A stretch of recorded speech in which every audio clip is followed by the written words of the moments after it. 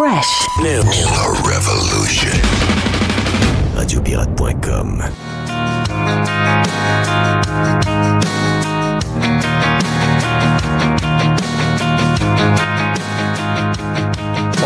On est avec tout le monde aujourd'hui dans la grande famille pirate, autant les pirates Prime que les pirates Cheap, pour ouvrir aujourd'hui jeudi. On va lancer le week-end avec l'aubergiste un peu plus tard. On a Gilles Parent également et on a... Est-ce qu'on a un Jerry Business Network dans la version live ou seulement Prime? Oui, OK. Hey, Éric Duhem est avec nous autres. Ça fait longtemps qu'on n'a pas eu Éric. Ça fait combien de temps qu'on ne s'est pas parlé, Éric? Aucune idée. Tu as perdu la notion du... Ben, je pense que tu es venu quand tu as recommencé après les fêtes. Oui, c'est sûr. Quand tu as fait ton retour. Tout se passe bien, mon ami? Ça va très bien. Toi-même? Et là, la santé est bonne? Oui. J'ai recommencé à m'entraîner. Ça va beaucoup mieux.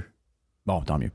Hey, dis-moi donc, je sais qu'on a un paquet de sujets, là. Il y a beaucoup de choses. Mais réglons tout de suite l'histoire là, que vous avez parti comme campagne. Éric, tu as parti un genre de mouvement un peu comme Mon char, mon choix, mais là maintenant relié plus aux taxes sur l'essence. Ouais, c'est prends ton gaz égal. Du carbone. Prends ton gaz égal. J'ai trouvé ça très bon. Tu sais, je sais qu'il y en a qui vont trouver ça quétaine. Moi, j'ai trouvé ça très bon. Non. Écoute, il faut que le monde pogne la patente. Donc, ça prend des genres de slogans de même le fun. Oui.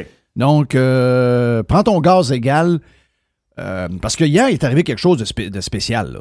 Oui. Et je sais que c'est toujours ça. On ferait la patente sur la peine de mort. On ferait sur toutes des affaires où la population est soit majoritairement pour ou 50-50. Les 125 élus qui nous parlent à tout bout de champ de la démocratie, que c'est important, que c'est de la base. Eh bien là, la démocratie, il s'en fout. Là, parce que les gens ne veulent plus avoir de taxes depuis que surtout le gouvernement canadien a enlevé la sienne. On ne veut plus payer 25-30 cents de plus cher que les autres à travers le Canada. On veut payer le même prix. Les gens sont vraiment unanimes là-dessus. En tout cas, une grande majorité de Québécois. Mais 125 élus sur 125 hier, pour nous montrer comment la démocratie est complètement dysfonctionnelle au Québec, ont voté pour garder la bourse du carbone. Ça nous dit quoi, ça? Ben, ça nous dit qu'il y a bien des choses, en fait, sur le dysfonctionnement démocratique de l'Assemblée nationale, mais je veux peut-être prendre un pas de recul juste pour être sûr que tout le monde là, comprend où ce qu'on s'en va. Là. C'est depuis le 1er septembre qu'au Canada anglais, ils ont aboli la taxe carbone. Parce que Pierre Poilievre, ça fait 3 ans qu'il dit que la taxe carbone, ça n'a pas d'allure, il faisait campagne sur toutes les tribunes.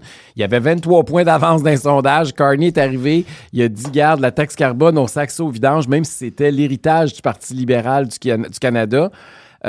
Ils l'ont scrappé. Donc, on se ramasse que le Québec, parce que nous autres, on fait partie de la bourse carbone avec la Californie, on est maintenant les seuls qui payons une taxe carbone sur l'essence. Et ce qui fait que ce matin, là, au moment où je vous parle, le prix de l'essence en Ontario se vend en moyenne 31,2 sous de moins qu'au Québec.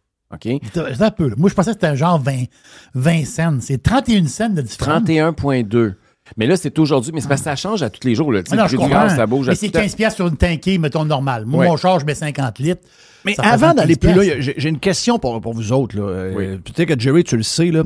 Il n'y a pas une histoire que Fitzgibbon avait enlevé l'histoire du prix plancher pour le gaz, mais ça a l'air que ça marche encore, cette affaire-là? Non. Il avait dit qu'il allait le faire. Il avait dit que c'était un engagement de la CAQ.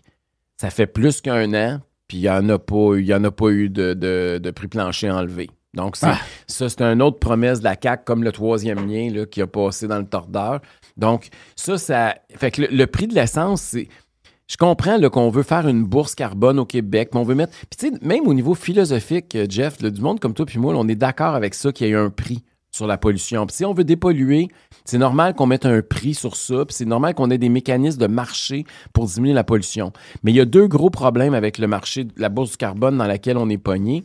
Premièrement, où va l'argent? Les Québécois, au cours des dernières années, ont payé 10 milliards de dollars en taxes dans le fond, c'est-à-dire dans le fond vert. Je suis zéro pour, là, parce que si les États-Unis d'Amérique ne sont pas embarqués dans une patente de même, je veux dire, non, pas embarquer dans rien de ça. Ça, c'est mon deuxième argument, mais c'est ça. Mais je te parle au niveau philosophique. Là. Si on est pour dire qu'il faut combattre la pollution, la première affaire, c'est de mettre un prix dessus. Il faut que ce soit le marché qui détermine ça. Ça ne peut pas être des politiciens. C'était ça mon point. Fait que, si on était pour qu'il y ait un marché, où va l'argent? Mais elle va dans le fonds vert. Le fonds vert, a investi dans la dernière décennie 10 milliards de dollars dans des projets de toutes sortes d'affaires. Des fois, c'est loufoque, là. Ils se sont ramassés un moment donné à financer une clôture électrique pour un zoo de gorilles au Gabon. Ouais. Ça, c'est pas une joke, là. Ben, c'est pour ça que moi, toutes ces affaires-là, Oui, ton argent de ce que tu payes à ta station d'essence au coin de la rue. Au moins, c'est des patentes ici. C'est pour ça que je pogne ton affaire. Au niveau philosophique. On a des gorilles ici. Mais dans la vraie vie, là, ça n'existe Mais ils sont pas ça, des là. zoos. Ben oui, tu sais. Imagine-toi, toi. Des clôtures de... C'est vrai, cette affaire-là, là? Oui. Moi, je débarque. Mais non, mais aux États-Unis, vous avez vu qu'est-ce qui est arrivé avec USAID, là? C'est la même affaire. Oui. Oui, c'est ça, que- exact. On Donc, sait vraiment- donc ça, c'est la première affaire. Donc là, nous autres, qu'est-ce qu'on a...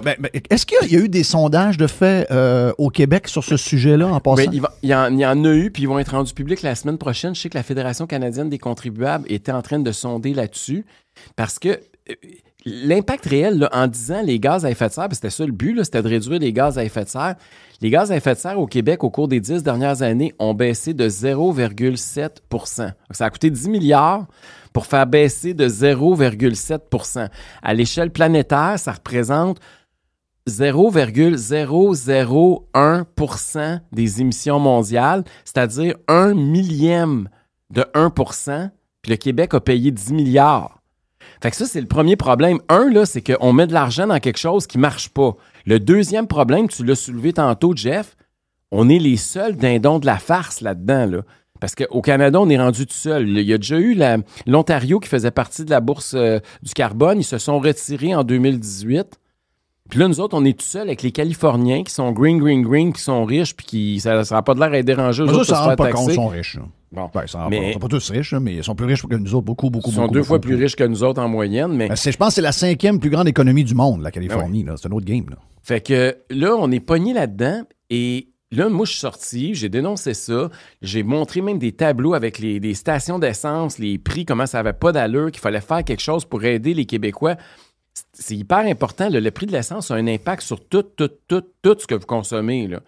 Donc, si on veut aider le monde, il faut au moins qu'on paye le prix égal de ce qu'ils payent en Ontario et ailleurs dans le Canada. Qu'on ne soit pas les plus taxés sur l'essence du continent, parce que c'est ça que c'est aujourd'hui, là. Le prix du gaz le plus cher au litre partout en Amérique du Nord, c'est au Québec. Et donc, là, je sors là-dessus cette semaine, mardi pour être précis. Puis là, hier, Québec solidaire se lève, tout scandalisé, évidemment, que j'avais proposé ça. Puis là, que Québec solidaire pense ça, c'est normal. Je veux dire, c'est un parti de gauchistes fini. Eux autres, ils pensent qu'il faudrait tous se promener en mobilette. Ils sont finis, là. là. Ils sont Bon. finis, ça. Ils sont finis. Mais là, les autres partis, ils ont tous unanimement voté en faveur de Québec solidaire pour dire non, nous autres, il faut garder la bourse carbone, puis c'est bon, il faut continuer à ce que le prix du gaz monte au Québec. Capoté, là. Alors que la majorité des Québécois, c'est sûr, là, Jeff, elle pense comme toi puis moi, là. Il n'y a pas Oui. personne qui pense qu'il est-ce faut que mettre les d'un autre 10 milliards Québécois là-dedans. on sait que les Québécois sont capables de se fâcher. Là. On l'a vu avec l'histoire de Trump. On l'a vu avec la patente du 5 millions donné aux Kings de Los Angeles. On l'a vu une couple de patentes. Mais est-ce que les Québécois, des fois qui s'excitent beaucoup sur des affaires qui devraient moins s'exciter, est-ce qu'ils sont fâchés au moins cette fois-là sur quelque chose qui les touche vraiment ou sont encore juste sur la patente de Trump? Là? Je sais pas, mais moi, je sais qu'en fin de semaine passée, il y avait du monde qui manifestait contre Trump dans les rues de Montréal, puis il n'y avait pas personne qui manifestait contre le fait qu'on se fait voler 10 milliards sur le prix du gaz. Ben, c'est ça. Ben, c'est ça qui est bizarre. Mais en même temps, est-ce que les gens le savent? Parce que, tu sais, on a 125 endormis à l'Assemblée nationale qui veulent pas informer le monde trop là, de ce qu'ils font. On est tout seuls, nous autres, à crier avec le micro qui est petit de même pour comparer aux autres. Puis, je veux dire, c'est ça qui est le problème, là. Écoute, c'est rendu... C'est pas drôle, là. Hier, même Radio-Canada, tu sais, on peut pas dire que Radio-Canada, c'est un média conservateur, là, puis si vous faites ça, allez vous faire soigner, là. Radio-Canada a écrit, puis je cite l'article de Radio-Canada d'hier, parce qu'il parlait de tout le fait que ça avait voté unanime à la motion de Québec solidaire. Sans représentation à l'Assemblée nationale, toutefois, le Parti conservateur du Québec n'a pas pu marquer sa dissidence mercredi lors du vote sur la motion de QS. Il se désole quasiment qu'on soit pas là pour au moins qu'il y ait une voix dissidente. Oui, mais ça arrive souvent, le 125 sur 125. C'est un parti uni, on le dit souvent. L'Assemblée nationale, c'est une fausse démocratie avec de fausses oppositions. C'est un parti uni, l'Assemblée nationale. Les gens ne checkent pas ça, là, mais le nombre de votes où c'est unanime, il y en a énormément dans une session parlementaire. Là. c'est la coalition libérale solidaire péquiste. Oui. Ils pensent beaucoup. Puis, tu sais, c'est sûr que pendant la crise sanitaire, on l'a vu plus parce que, premièrement, on suivait ça beaucoup plus, puis il était encore plus unanime que d'habitude, là. Puis c'était assourdissant tellement qu'il était tout le temps d'accord. Mais c'est pas juste là-dessus, là. Il y a bien d'autres choses où ils sont souvent d'accord. Puis ils passent des motions unanimes à tout bout de champ, puis là, ils n'ont passé une hier. Et j'espère que le sujet va lever parce que c'est le genre d'affaires que si on fait rien, là, ça va tomber dans l'oubli puis le monde va prendre l'habitude que, ben oui, c'est normal. Au Québec, on paye 30-40 cents de plus. Ben, on de est un gaz. peu le même. On est un peu le même. On est comme, tu sais, ils nous maltraitent. On est des esclaves fiscaux. Et ces gens-là, on finit par s'habituer à ça. On finit par dire, ben écoute, on est comme résignés. Moi, ça m'énerve. Ça m'énerve parce que s'il y a une affaire que j'ai aimée dans la patente contre Trump, c'est que j'avais l'impression que les Québécois étaient complètement vides en dedans, qu'il n'y avait plus rien qui les shakeait. Et là, j'ai senti un peu de vie. Je les trouve un peu excessifs. Mais au moins, donc, ça veut dire qu'ils sont capables de pogner les nerfs sur quelque chose. Ben là, commencez à pogner les nerfs sur les choses qui vous touchent pour vrai, là. En ce moment, là, il y a beaucoup d'occasions de montrer comment vous êtes enragé. Et ça, ben, ils le font. Mais ils le font sur un président qui n'est pas leur, avec des affaires qui ne les touchent pas vraiment. Je veux dire, à un moment donné, il faut qu'ils se ressentent sur les choses importantes. Jerry, qu'est-ce que tu avais à dire? Je te sens, là. Non, mais c'est juste les Québécois, ils réagissent. On l'a vu. Ceux qui habitent proche des frontières, que du Nouveau-Brunswick ou de l'Ontario, mais ils sont allés tanker l'autre bord. Là. Ben, ils sont pas fous. Ben, c'est ça, mais ceux qui vivent à Québec ou ceux qui vivent à Victo, ils peuvent pas aller tanker. Hawkesbury, L'Orignal, là, les deux stations d'essence, l'autre bord du pont au Québec, pas ben. Et pourtant, ils ont des breaks, les autres, en passant. Hein? Oui, ils ont des breaks, c'est ça. Ceux qui sont sur le bord des frontières, ils payent un peu moins cher parce qu'ils sont obligés, parce que sinon, ils fermeraient tout. Il y aurait plus de station d'essence. Il y a ce bout-là aussi, il y a du monde qui sont... Il y a des honnêtes citoyens qui ont des commerces, puis Christophe, ils vont crever si on ne c'est un peu... mais de sérieux, c'est un peu dégueulasse de savoir que parce que tu as quelqu'un qui vend l'essence au vrai prix, tu donnes un break aux gens de Poinet-Gamouk, mais que le gars dans l'est de Montréal paye un prix de fou. Oui. Parce que lui, il est otage. Parce que lui, il est otage parce qu'il est à 400 km ou 200 km ou 100. Ben lui, il en a la colle, là, mais je veux dire, il est trop loin. Il est à une heure de minimum. Non, il n'ira pas faire le plein d'essence à Champlain. Là. Ça n'arrivera pas. Là. Mais c'est drôle que nous autres, on est une société égale pour tout le monde. On pense toujours à ça. On est égal pour tout le monde. Mais là, on n'est pas égal pendant doute. Puis la journée que j'ai fait ma conférence de presse, on avait sorti les prix. Puis c'était pas la pétrolière. Là, c'était deux stations Ultramar. Une à Hawkesbury. Hawkesbury, là, c'est l'autre bord de la chute. Là. C'est juste l'autre bord de la rivière des Outaouais de la chute. Pas loin de Montréal. 1,19 le litre. À Montréal, ils se vendaient cette journée-là 1,67 à certaines stations au Ultramar. Le même Ultramar, la même bannière, 1,19, 1,67. Dégueulasse. Puis là, je vous parle pas de l'Alberta, là, parce que là, c'est sûr que vous seriez encore plus découragé, là, mais c'est juste... Mais comment ça se fait qu'il est déconnecté de même, le bonhomme Legault? Il parle de hockey, puis là, oui, le hockey, puis... Il n'y a rien qui le touche. Il y a rien. C'est la seule affaire qu'il tweet que quand il tweet que le monde like, parce que sinon, il fait juste manger des volets et des bêtises. C'est pour ça, d'après moi, qu'il parle rien que de hockey. Ouais, ça doit être un phénomène. Parce que ce qu'il a dit sur le gaz, écoutez bien ça, là. Il a dit, là, on va attendre les élections fédérales, parce que peut-être ça pourrait changer. Pardon? Là. Non. C'est parce que les libéraux viennent de l'abolir. C'était eux autres qui avaient mis ça en place, puis là, ils viennent de promettre de l'abolir, puis ils l'ont fait. Ils font des vidéos en se vantant de l'avoir enlevé. Là. Puis ils n'arrêtent pas de montrer les graphiques que le prix a descendu partout au Canada, sauf au Québec.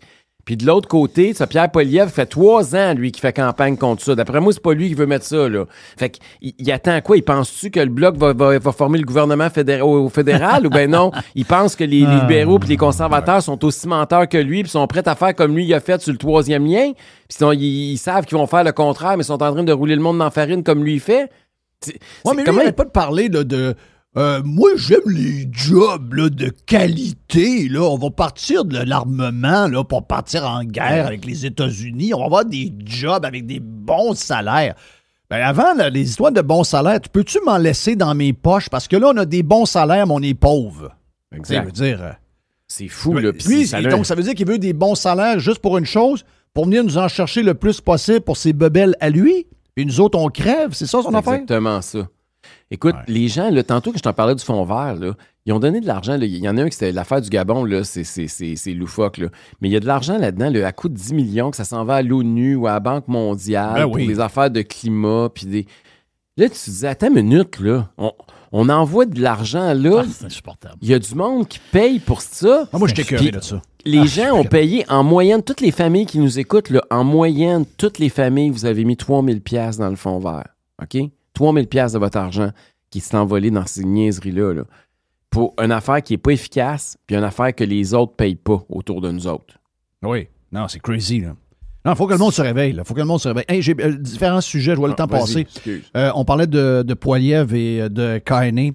Comment tu trouves la campagne jusqu'à maintenant, la campagne fédérale? Mono-sujet. Oui, mais comment tu trouves la campagne? Parce que tu es le Parti conservateur du Québec. Oui. C'est le Parti conservateur d'un lien naturel avec le Parti conservateur de Poiliev. Oui. Malheureusement, de ce que je peux voir, l'organisation locale du Québec est très caquiste. Ils ont tassé beaucoup de tes ex-candidats. Ils n'ont pas présenté de candidats dans Québec-Centre. Il aurait dû en garder au moins un pour Québec-Centre. Moi, c'est Ben, mon me comté. semble, là. Ça veut dire, pour qui je sais même plus pour qui voter. Là, je voterai pas pour du clos certain. Jamais le Parti conservateur du Canada t'a baqué ben. Paulus t'a toujours évité, jamais donné un coup de main. Puis j'ai l'impression qu'on est un peu comme ça, à pas s'entraider. Même toi, cette semaine, on me dit que tu es allé à Radio X, que tu as dit que tu espérais que la mairie de Québec soit divisée en deux puis que le split se fasse pas alors que tu as un ancien candidat, Stéphane Lachance, qui est probablement le meilleur candidat de tous ceux qui vont se présenter. Donc, on n'a pas cette manie-là de s'entraider à droite et dans le milieu conservateur. Est-ce que c'est un problème, ça? Ben écoute, on va faire le bilan puis le post-mortem quand l'élection va être faite parce qu'il reste encore beaucoup de temps. Là. On blague, là, mais moi, je pense pas qu'elle ait terminé l'élection fédérale. Au contraire, peut-être qu'elle commence parce qu'on va parler d'autres choses que de Donald Trump. On va parler des candidats qui se présentent pour être premier ministre du Canada plutôt que celui qui est président des États-Unis. Là. Et puis les deux débats n'ont pas encore eu lieu. Ça va être la semaine prochaine. Mais le pire, c'est que c'est ça le sujet, Eric. C'est vraiment encore sur Trump. Là. Les Québécois qui votent libéral à tour de bras, quasiment à hauteur de 60 %, dont presque toutes les madames du Québec, là, c'est Comment beaucoup. tu peux expliquer quelqu'un qui votait Bloc depuis des lunes, et cette personne-là, comment on peut expliquer ça? Quelqu'un qui votait Bloc, puis là, il va voter libéral. C'est sûr que c'est dur à comprendre. Hein? Comment que des nationalistes, souverainistes, ultra-souverainistes s'apprêtent à voter pour un gars qui parle pas français, qui dit qu'il donnera rien au Québec, qui va contester la loi linguistique 96, qui refuse de participer au débat en français au face-à-face. Des nationalistes québécois, très québécois nationalistes, là, sont maintenant nationalistes canadiens. Qui a aboli le ministre des langues officielles, qui a, je veux dire, tout ce que Carney a fait contre le français, puis contre le Québec, puis contre la vision décentralisatrice, c'est hallucinant.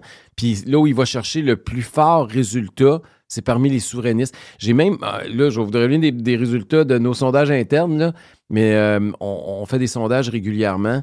Et ce que j'ai remarqué, les gens qui votent Parti québécois, il y a plus de gens qui votent pour le Parti libéral du Canada présentement que pour le Bloc. Chez les électeurs C'est inimaginable. péquistes. C'est crazy. Comment tu peux...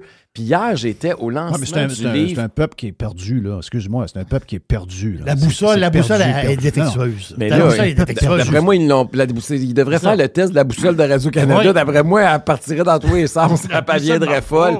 Mais hier, j'étais au lancement du livre de Jean-François Lisée. Il a lancé un nouveau livre là, sur Lévesque et Trudeau. J'ai un de ses anciens livres, moi. Ah, Comment mettre la droite KO. ça, c'est en 15 arguments. Ça, c'est le livre qu'il a lancé en même temps que moi quand j'ai lancé l'État contre les jeunes. Puis on a fait des débats. On a fait une tournée du Québec ensemble à ce moment-là. C'est comme ça que je suis devenu ami avec Jean-François Lisée. C'est pour ça qu'il m'a invité peut-être hier à son lancement de livre. Mais toujours... il est drôle à lire aujourd'hui. Il est comique. Non, c'est un livre d'humour. C'est devenu un livre d'humour quand tu lis ça. Là. Ça ne l'était pas au départ, mais non, ça pas au départ. Là, en ce moment, oui. Le temps, il a donné tard. Mais hier, ce qui est intéressant, c'est que il était peut-être une centaine de péquistes réunis. Là.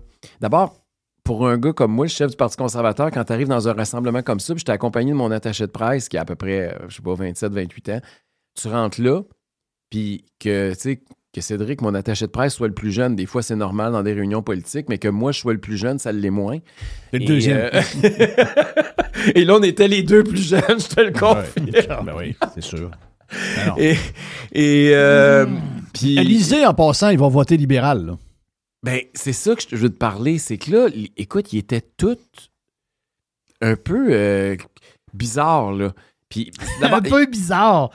toute leur politique, d'abord et avant tout, puis c'est pas un reproche que je leur fais, là, ils sont de leur époque, là, mais c'est beaucoup basé sur de la nostalgie.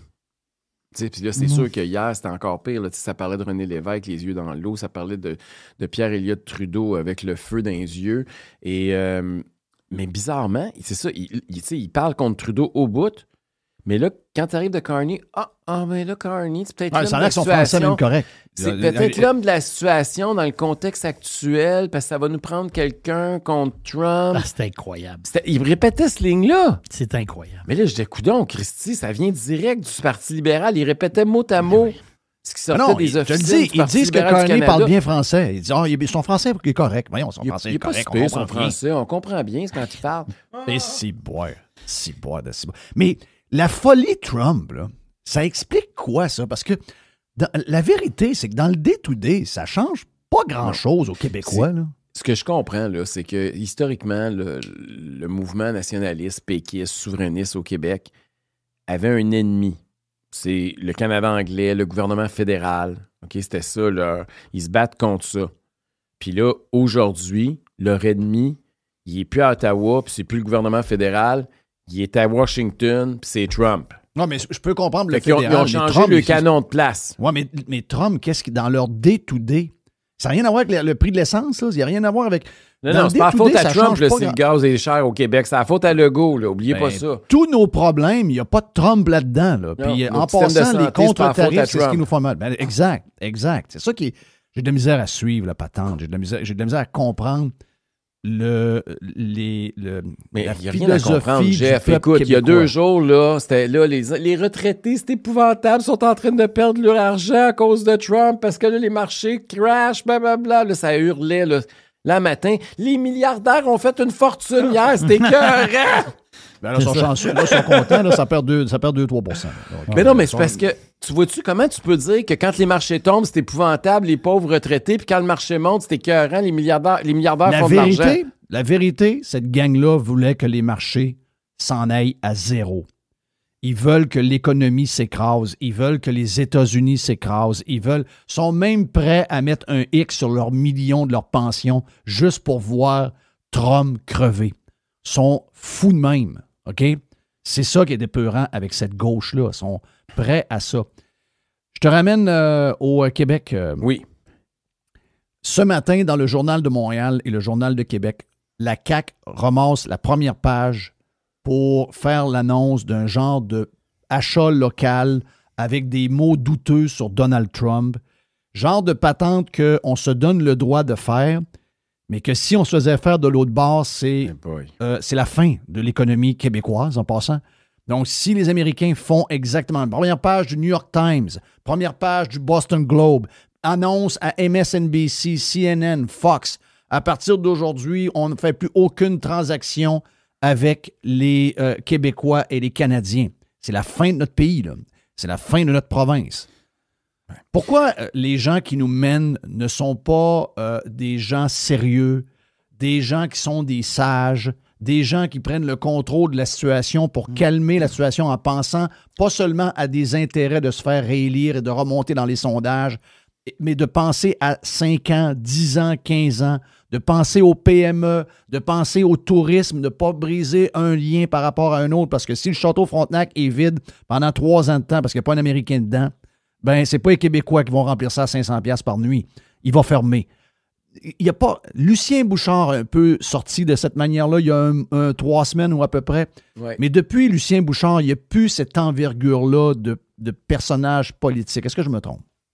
Non, tu ne trompes pas pantoute. Puis la campagne de ce matin, là, c'est une campagne de politique pour François Legault. C'est pas une campagne pour aider le Québec puis pour essayer de convaincre l'opinion publique américaine.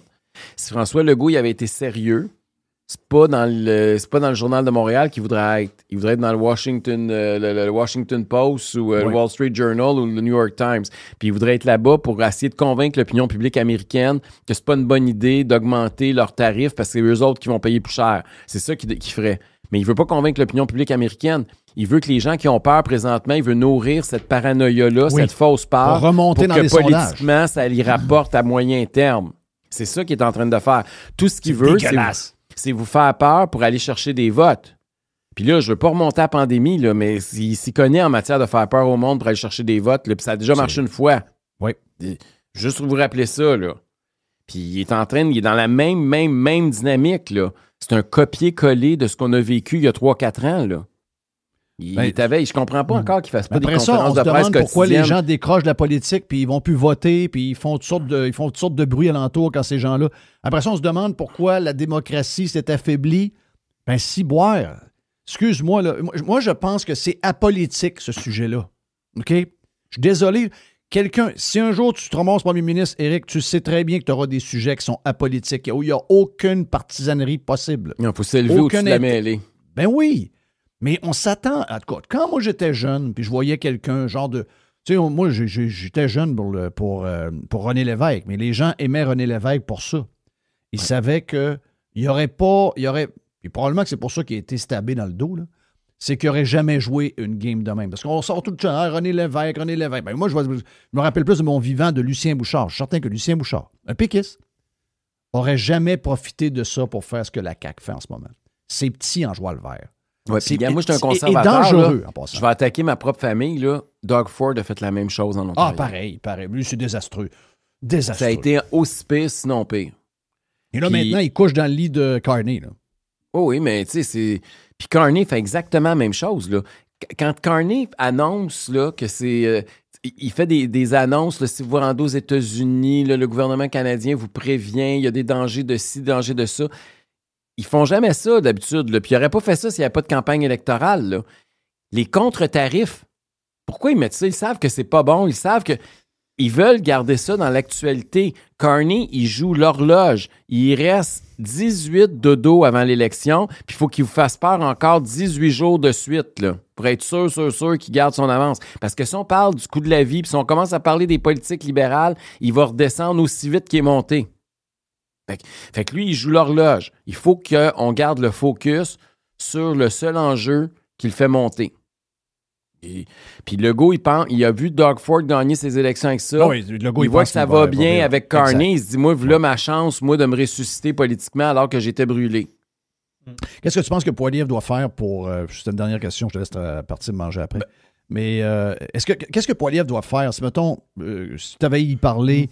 parce que sa campagne, bon, elle n'est pas mauvaise. Il y a des bons rassemblements, il y a des bons points, il y a des bons allègements fiscaux pour un paquet de monde, la TPS sur les maisons, pour les maisons neuves, enlevées, etc.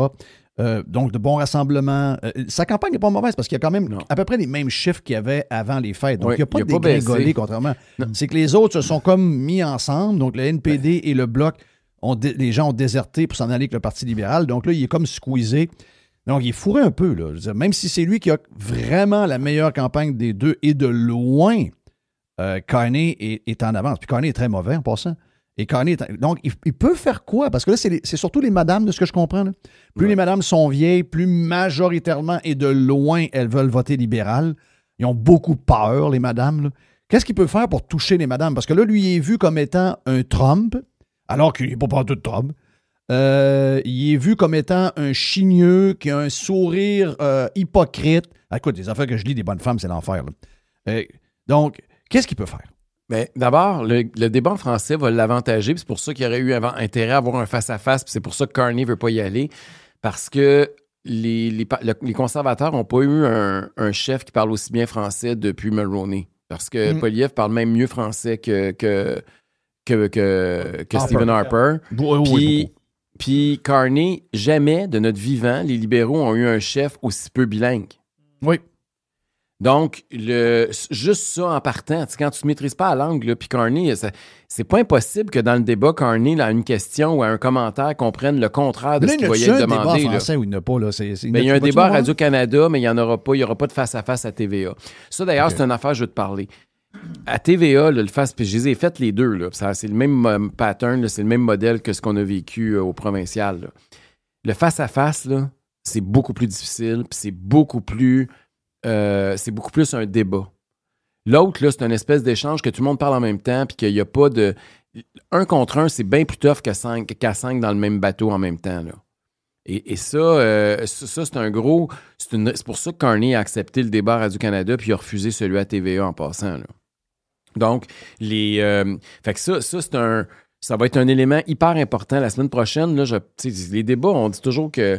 Mais en français, il y a un problème. Là. Un des problèmes en français, c'est que beaucoup trop de place à Yves-François Blanchet, qui ne peut pas être premier ministre. Puis c'est sa propre langue. Puis lui, c'est un parleux. Lui, il parle, c'est le vide total. C'est le vide, il s'écoute parler, etc. Puis à la fin, il a été le meilleur. Parce que le gars, il s'écoute. Sa langue maternelle. Il parle de même, là, puis il raconte n'importe de quoi. J'ai la misère à suivre ce qu'il dit, là. Mais il finit toujours par gagner. Donc là, ça scrape la performance des deux autres, alors que ça sera juste entre les deux. Là. Il y aura pas. Même les bloquistes vont être éliminés. Je veux pas qu'ils soient pas là.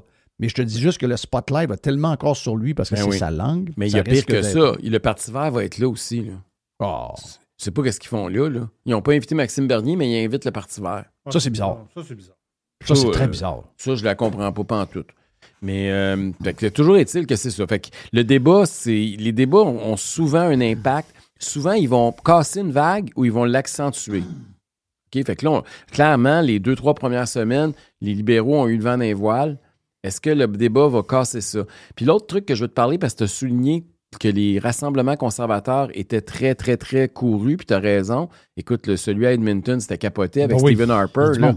Tabarnouche, je me souviens pas d'avoir vu un rassemblement politique avec autant de monde. Là. C'était... mais je veux juste rappeler au monde, puis je veux pas être le casseux de party, mais tu sais, nous autres, là, au Parti conservateur du Québec, on est de loin ceux qui réunissaient le plus de monde à tous les jours, dans toutes les régions. Puis oui, à Québec, on a rempli le centre Vidéotron, puis on a fait une couple de rassemblements de plus de 1000 personnes. Là. Mais même à Montréal, même dans des régions, là, même à Victo, même au Saguenay, on remplissait des salles à côté au bouchon. Il n'y a pas un média qui rapportaient ça, OK? Ouais. Ça les intéresse pas, les médias, quand les conservateurs remplissent des salles. Donc, j'en sais quelque chose. C'est parce qu'on n'est pas dans l'avion, puis on n'est pas ci, on n'est pas ça. Moi, ils étaient dans l'autobus, puis ils l'ont pas plus écrit. Voilà. Je veux juste te dire ça. Voilà. Spin-là, j'ai lu ça à matin, ce spin-là. Je pense que c'est Paul Wells qui a parti ça. Là. Oui. Les conservateurs, c'est parce qu'ils n'ont pas mis les journalistes dans l'avion. C'est pour ça qu'on ne parle pas de leur rassemblement. Oui. Voyons donc. Chantal Hébert a le même discours. Mais voyons. Éric, rappelle ta patente. Là. Est-ce que y a une pétition? Non, pas pour l'instant. C'est juste un slogan? Ce qu'on fait, là, c'est qu'on a commencé, d'abord, on a annoncé qu'on veut sortir de la bourse carbone, parce que c'est ça qui est le plus important. Là, c'est la première fois que le Parti conservateur prenait officiellement position contre la bourse carbone, puis financé, évidemment, en mettant plus d'argent dans le fonds vert. Donc ça, c'était... Puis est-ce que tu penses que ça peut être... Mettons qu'il y a une élection dans Tabasco d'annoncer. Est-ce que tu penses que ça peut être le sujet de l'élection? Bien, ça peut être un enjeu très important parce que les régions sont encore plus affectées par les prix sur l'essence. Hein? Parce que eux, là, tu sais, les gens... Il faut comprendre d'où ça vient. Là. Il y a une idéologie en arrière de ça. Là. C'est toujours la même maudite guerre à l'auto là, qui est en arrière. Là. C'est la même affaire que quand Marchand nous élimine du stationnement ou qui met des pistes cyclables. Même chose. C'est ça. La guerre à l'auto, elle se poursuit jusque... Des plaques d'immatriculation à 2000 $. C'est ça. Leur idéologie dit... Plus on va les taxer sur l'essence, plus on va les appauvrir pour prendre un mode de transport qu'on n'aime pas, plus ils vont être obligés de prendre l'autobus, le tramway ou le métro. OK? C'est ça la base de leur philosophie politique. Mais sauf que quand tu habites à Saint-Louis-de-Blandford, là, les stations de métro, il n'y en a pas. Puis le tramway, il n'y a pas de projet. Il ne se rend pas là, le tramway de M. Marchand. Puis l'autobus, il n'y en a pas non plus. Fait qu'eux autres, là... tout est loin, t'es dans le fond d'un rang, t'as pas le choix de prendre ton char, puis eux autres, ils font beaucoup plus de millage que nous. Parce que pour aller magasiner, pour aller au centre d'achat, là, faut que t'en roules, faut que t'en brûles du gaz. Puis ils sont pas dans le mode électrique, là. Fait que, je veux dire, c'est une attaque beaucoup contre les régions. On l'oublie souvent. Puis tu sais, au Québec, la politique est très montréalaise, hein. Oui. Ces gens-là, on n'en entend pas beaucoup parler, mais c'est eux autres qui travaillent fort, c'est eux autres qui nous nourrissent. Puis il y a peu de gens politiquement qui les représentent. Puis c'est pour ça que ça pourrait effectivement être un enjeu parce que, et de voir l'unanimisme à l'Assemblée nationale, d'après moi, s'il y a unanimisme dans Tabasco, c'est pas mal plus l'unanimité contre les taxes sur le gaz, là. Éric, merci beaucoup. Belle visite. Toujours un plaisir, souvent, Jeff. Je sais que tu es occupé, tu as beaucoup de choses. On a hâte de savoir si tu vas te présenter dans Tabasco. On le saura quand il... On va attendre que l'élection fédérale finisse, là, puis qu'on sache quand est-ce que l'élection va avoir lieu. Exact. Thank you, man. Merci, Éric Duhem, chef du Parti conservateur du Québec.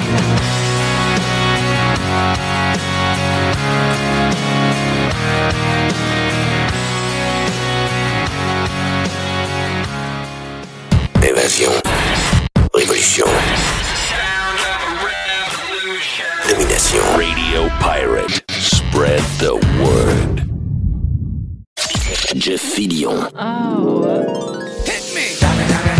Il y a une petite boîte. Il y a une petite boîte. Il y a une petite boîte. Et le jeudi, c'est le GBN, donc Jerry Business Network.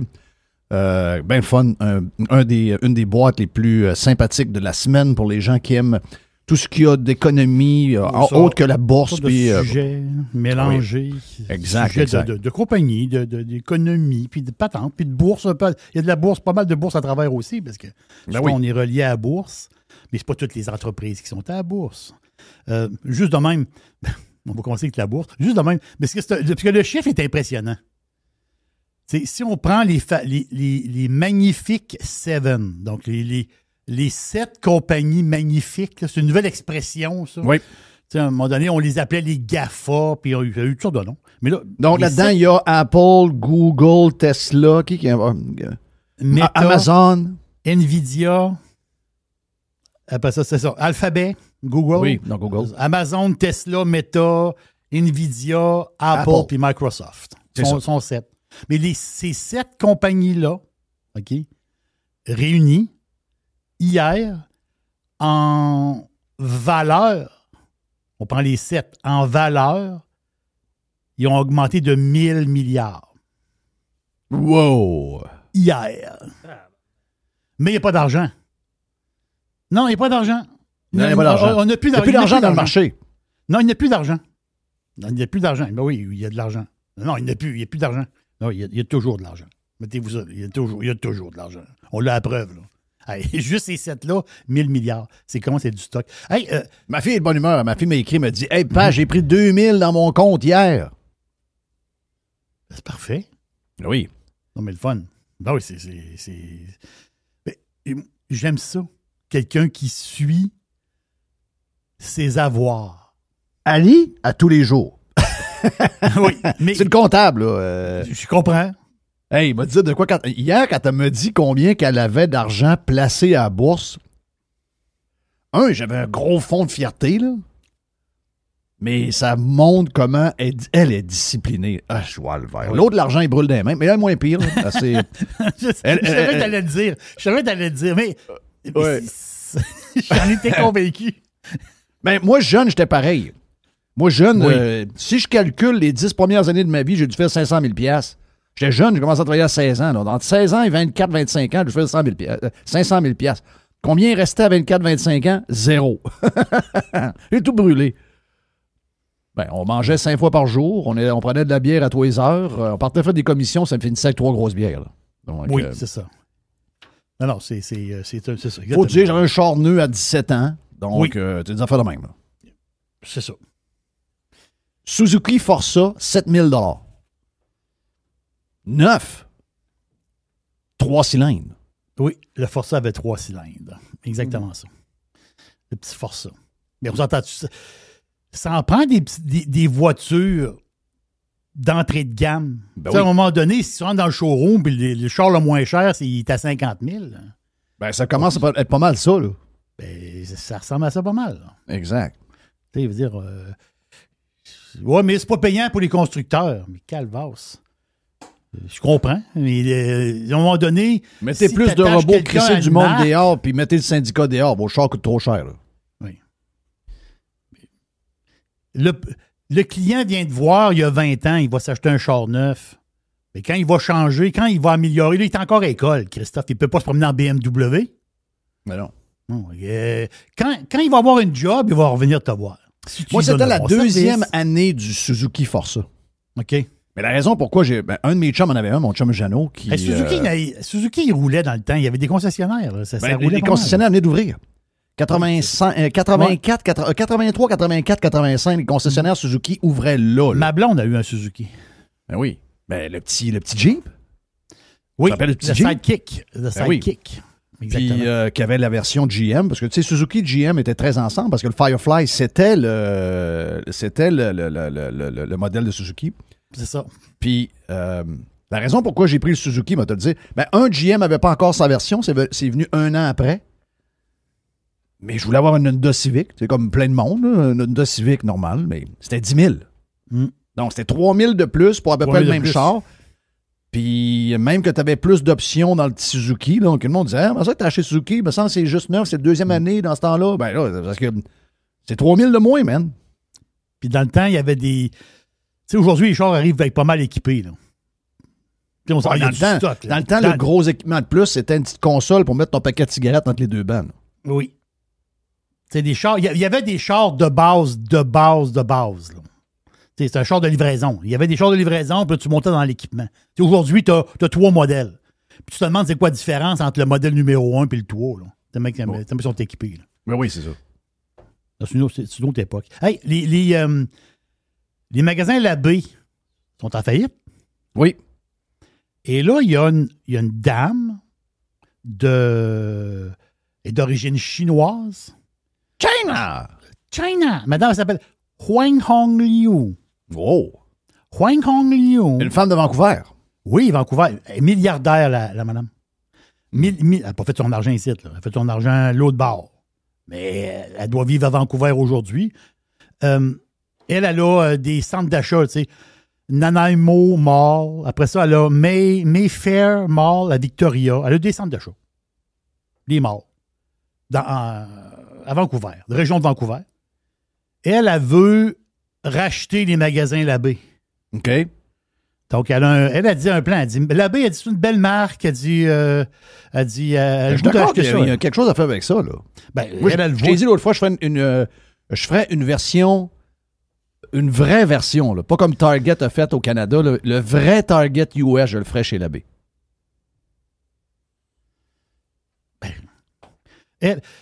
Regarde, moi, je pense qu'elle dit, elle dit, ça, c'est une belle marque. Elle dit, sont étendus partout au Canada. Elle a une vision de quelque chose, là, mais tant mieux. En passant, la date limite, c'est le 30 avril. 30 avril, si la baie n'est pas ramassée, ils vont tout défaire ça en morceaux. Ça va être terminé pour toujours. Mais là, elle veut racheter le paquet. Est-ce qu'ils sont comme Sears, eux autres? Est-ce qu'ils ont l'immobilier ou le bout dans le centre d'achat qu'ils ont, c'est en location? Parce que tu te rappelles que Sears, la grosse valeur de Sears, c'était qu'il y avait leurs locaux, ils étaient propriétaires et non pas locataires de la place.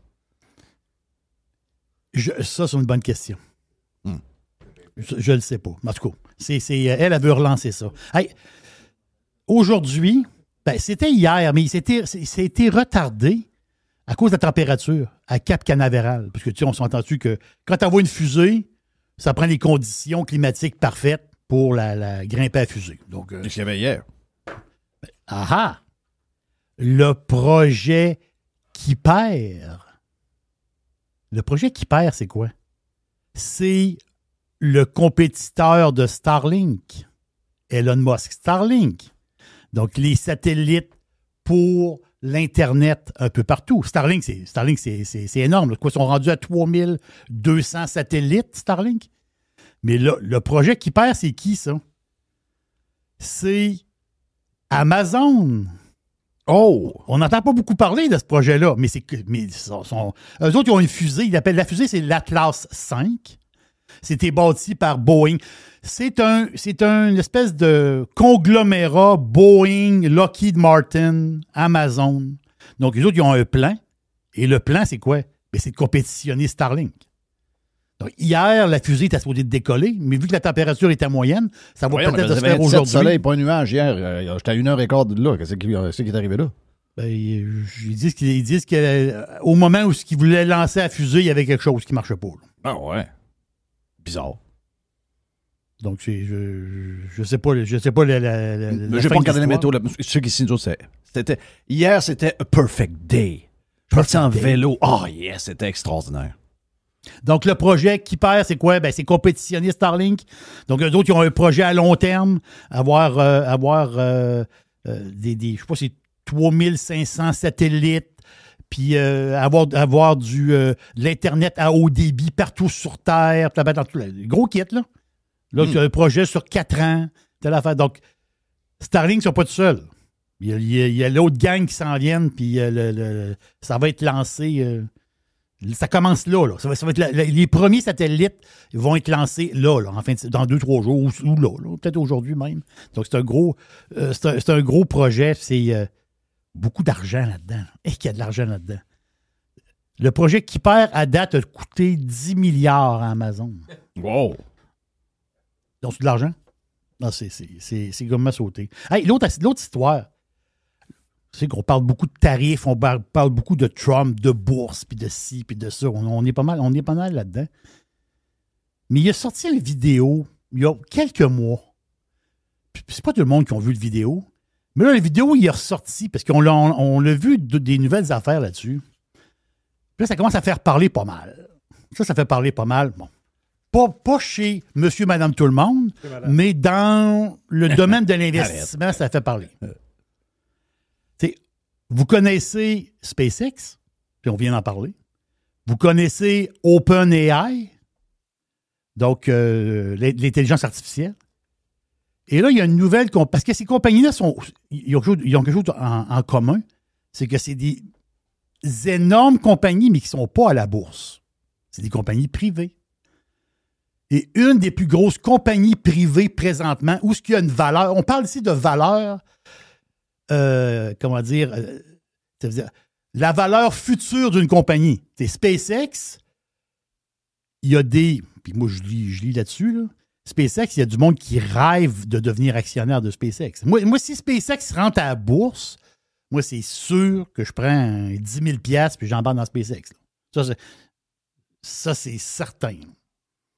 Parce que ce qu'on voit là, on le voit pas dans... SpaceX, c'est pas pour là. C'est pour 10 ans, 20 ans, 30 ans, 40 ans d'avance. Donc, c'est un placement pour le futur. C'est peut-être même pour moi qui vont en profiter. Ça va être des enfants. Là.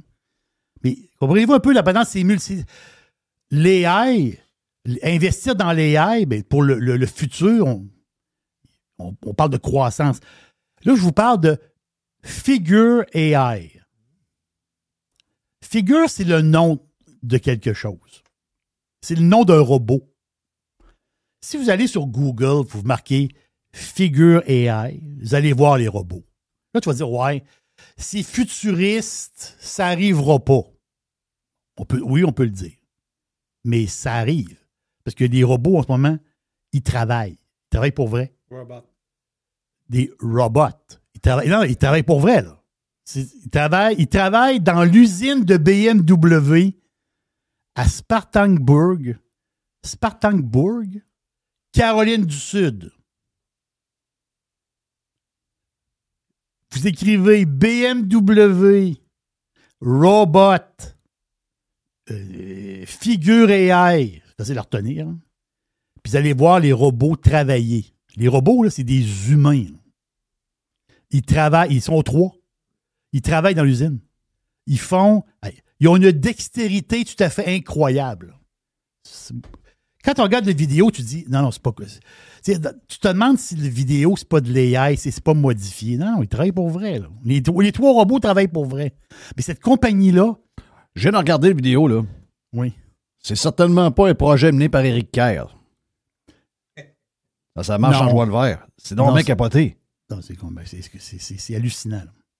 Le gars en arrière de ça, il s'appelle Brett Adcock. Donc, on nomme des grands noms. Là, okay? Jeff Bezos, Elon Musk, on peut te les nommer. Là, les grands qui ont passé, là, le gars d'Apple. Des grands noms, là, tu dis, c'est des espèces de visionnaires. Mais le nouveau King, parce que lui, il vient de rentrer dans le cercle fermé des visionnaires. Il s'appelle Brett Adcock. Le monde ne le connaisse pas. Ils vont le connaître plus tard. Peut-être qu'ils vont l'haïr plus tard. En ce moment, ils ne le connaissent pas. C'est sûr qu'ils vont finir par l'haïr. Lui, Adcock, a 38 ans. Il est tout jeune. 38. C'est un gars de l'Illinois. Lui, il a fait son université. Jeff, bouge-toi les oreilles. Il a fait son université à l'Université de Floride à Gainesville. Oh, c'est un Gator. Oui, c'est un Gator. C'est un champion de basket. Oui, c'est ça. C'est un champion de basket. Et lui, il a fondé la compagnie Figure en 2022. T'as peu, là. 2022. C'est pas long, Quand? En quand? En 2012, tu t'es trompé. Non, pas en Nous autres, 2012. regarde, je vais revenir sur le projet d'Éric Kerr. En 4 ans, on n'a pas été capable de faire un site web avec 1,1 milliard. Là. Ben voilà. Lui, il a fait ces robots-là en 3 ans. Oui. En 3 ans. Oh ben. Parce que la face, c'est que lui, quand il était à l'école, à la place de se décrotter le nez, lui, il a fondé une compagnie qui s'appelle Vettery. Vettery, c'est une plateforme. Là, je te parle, on est en 2013. OK? C'est une Vettery, lui, c'est lui qui est en l'air de ça. Cette plateforme-là, c'est une plateforme qui est pour les employeurs, les employés, trouver du monde pour travailler, un genre de plateforme pour les ressources humaines. Et lui, il s'est fait acheter. Puis Vettery, c'était un peu... C'était pas connu du public, mais c'était connu dans le domaine des ressources humaines. Il est arrivé à Deco, une compagnie européenne. Il l'a acheté pour 100 millions. Là, il a fait son 100 millions. Adcock, tout jeune, il a fait 100 millions. Il valait, boum, il a vendu son entreprise. Il a 38 ans aujourd'hui. Recul de, mettons, 10 ans. Il y avait quoi? 25, 26 ans. Il a vendu, 25, 26 ans, il a vendu sa compagnie 100 millions. Quand même pas pire. C'est capoté. Après ça, il a fondé Archer Aviation. Je suis actionnaire d'Archer. Archer, c'est quoi? C'est les robots taxis, là. Tu sais, les drones taxis, là. Moi, je suis dedans. Bon, parfait. Il est là-dedans. Lui, il a travaillé pour Boston Dynamics. Tu sais, les robots à 4 pattes qu'on voit tout le temps, là, les chiens, là. Bon, lui, il était là-dedans. Donc, Brett Adcock, il n'est pas trop connu, mais on va le connaître beaucoup. Parce que ces robots humanoïdes, c'est du jamais vu, là. Vous n'avez jamais vu ça, là. Tu te demandes si la vidéo il est réel. J'ai vu un qui faisait la vaisselle tantôt. Mais là, la face, c'est que. Mais la face, c'est que tu dis, c'est drôle. Ça veut dire, c'est un bonhomme. Non, c'est pas un bonhomme de même. BMW, lui, il a signé un contrat avec BMW. Le contrat, il est bon encore. Lui, BMW, ils veulent l'acheter, des bonhommes. Il y en a 3. Ils veulent l'acheter. Ils veulent acheter des bonhommes. Donc, il y a un deal avec BMW de 9 milliards de dollars pour bâtir des humanoïdes. Pensez à ça 2 minutes, là. BMW, là, dans 5-6 ans, là, dans l'usine, il va y avoir des bonhommes qui marchent partout, là. Ah, ça, c'est le futur. C'est pas vrai, ça, ces histoires-là, c'est pas vrai. Ben, c'est vrai. Ils travaillent présentement. Dans l'usine en Caroline du Sud. Mais là, il y a une histoire. Le robot d'Éric Kerr, il mettrait le feu dans l'usine. Oh, oui, c'est sûr. Le robot d'Éric Kerr, ouais, c'est ça. En fait, le robot d'Éric Kerr, c'est un robot du gouvernement, il serait déjà en grève. Non, c'est ça, il est syndiqué. Ah oui, le robot syndiqué. Il serait déjà en train de faire des moyens de pression pour essayer d'avoir 30% d'augmentation. La première affaire qu'il montrait au robot, c'est tenir une pancarte. Oui, une pancarte de la CSN. Ouais. Son robot dirait qu'il est mal genré. Ben oui, le robot, il y aurait des boules. C'est un mâle ou une femelle, le robot? Le robot, il y aurait les deux. C'est sûr qu'il y a Anderson Cooper de CNN, il présente quelqu'un hier dans un genre de town hall, je ne sais pas trop quoi, qu'il y avait à CNN. Puis il présente la femme, blablabla, dit non, c'est D.A., je ne sais pas trop quoi. Là, lui, il est là. Il est quasiment sur le bord de faire une dépression. Parce qu'il l'a mal genré, c'est ça? Genré, ouais. Il l'a appelé she. Tu sais, she is. Elle l'a regardé, elle a dit I'm not she. I'm they, ou je sais pas trop quoi. Là, comment est-ce qu'ils réussissent à tourner ça de même? Et là, au lieu de dire, voyons, Chris, t'es pas mal une femme là, t'es she, là. Oui. Il a comme jamais, il a comme figé, il savait plus quoi faire. Pauvre lui. C'est crazy pareil, ça. Donc, ça se peut que le robot soit sans genre aussi. Ouais, ou genré de l'autre bord. Donc, dans notre société, les robots vont être fuckés, là. Et c'est bon. Ils vont être très, très fuckés. Mais en tout cas, c'est spectaculaire, c'est du concret. Puis l'affaire aussi, là-dedans, c'est que ces compagnies que je vous parle, comme SpaceX, où ce qu'il y a du monde qui en rêve, qui deviennent publics, là. Il y a des gens qui rêvent à ça, là. Ben, dans les grandes entreprises, présentement, je parle des entreprises pour le futur, tu sais, de la haute technologie, le futur, la croissance, ces grandes compagnies-là qui ne sont pas en bourse, de SpaceX, OpenAI, puis il y en a plein d'autres, et Figure AI vient d'embarquer dans la patente. Là, c'est... il y a quelques quelques mois, à peine quelques mois. Puis lui, à un moment donné, il est arrivé qu'un gars qui a un chapeau de cowboy sur la tête, puis le gars, pour partir sa compagnie de robots, là, il y a un gars qui a avancé 70 millions sur le coin de la table. Il dit, il y a le jeune. Il y a le jeune. Part la patente. Tu sais, il y a toujours un gars qui a un chapeau de cowboy qui arrive. Mais lui, ça, c'est le premier sur les 10 millions. Mais l'affaire, c'est que... Le chapeau de cowboy, habituellement, c'est le gars de Sequoia Capital. Oui, c'est ça. Mais là, l'affaire, c'est qu'il y a quelques mois, il y a un genre de consortium qui s'est formé entre Microsoft, Nvidia et Intel. Ils ont mis 675 millions dans sa compagnie à Brett Adcock pour les robots. Fait que ça donne une idée un peu de la patente, là. C'est fou, là. Mais retenez le nom du gars. Brett Adcock, là, vous allez en entendre parler, là. Je regarde le temps filer. Ah oui, j'ai une patente. Ah oui, ben oui. J'ai une patente. Le gars, il s'appelle Jochen Zeck. Jochen Zeck, c'est d'origine allemande. Lui, il prend sa retraite. Il prend sa retraite là. Le problème, c'est que là, ils veulent trouver quelqu'un pour prendre sa place. Mais lui, c'est qui? C'est le CEO de Harley-Davidson. Oh boy, oh boy, oh boy, oh boy. Harley-Davidson. C'est une marque mythique, ça. Harley-Davidson. Donc, la face, c'est que Harley, qui est une compagnie, parce que Harley, en ce moment, sont dans un tournant de la compagnie. Je vais vous expliquer pourquoi. Parce que de 2004 à 2024, OK, les ventes de Harley-Davidson, les motos, en unités, en nombre de motos, les ventes ont été divisées par 2. Wow! Pensez à ça, là. En 20 ans, il se vend 2 fois moins d'Harley-Davidson. Là, tu vas dire, ça n'a pas de bon sens. Comment ils sont encore debout? C'est l'histoire. C'est que pendant des années, Harley, ils ont monté les prix des Harley. C'est rendu cher, un Harley, là. C'est rendu cher pas mal, un Harley, là. On s'entend-tu? Donc, l'affaire, c'est que tu vends moins, mais ce que tu vends, tu le vends plus cher. Donc, ça a compensé pendant ces 20 années-là. Tu sais, ça se fait pas overnight, là. Ça se fait sur 20 ans. Donc, ça se fait tranquillement. Mais là, en ce moment, parce que lui, Zeck, le gars qui s'en va, c'est l'ancien boss de Puma, les espadrilles, là. C'est l'ancien boss de Puma, qui est allé chez Harley-Davidson. Là, il a fait son 5 ans, mais là, la face, c'est qu'il prend comme sa retraite plus de bonne heure. Il n'était pas comme supposé de prendre sa retraite. Là, il dit, je prends ma retraite. Ils l'ont retraité. Mais je pense qu'ils l'ont retraité un peu. Fait qu'en ce moment, le stock en bourse d'Harley-Davidson, là, il est à son plus bas depuis plus que 10 ans. Avant la montée d'hier, je parle, là. Montée, faisons de parler, là. Fait que le stock, dans son histoire, tu sais, on l'a pas vu ça.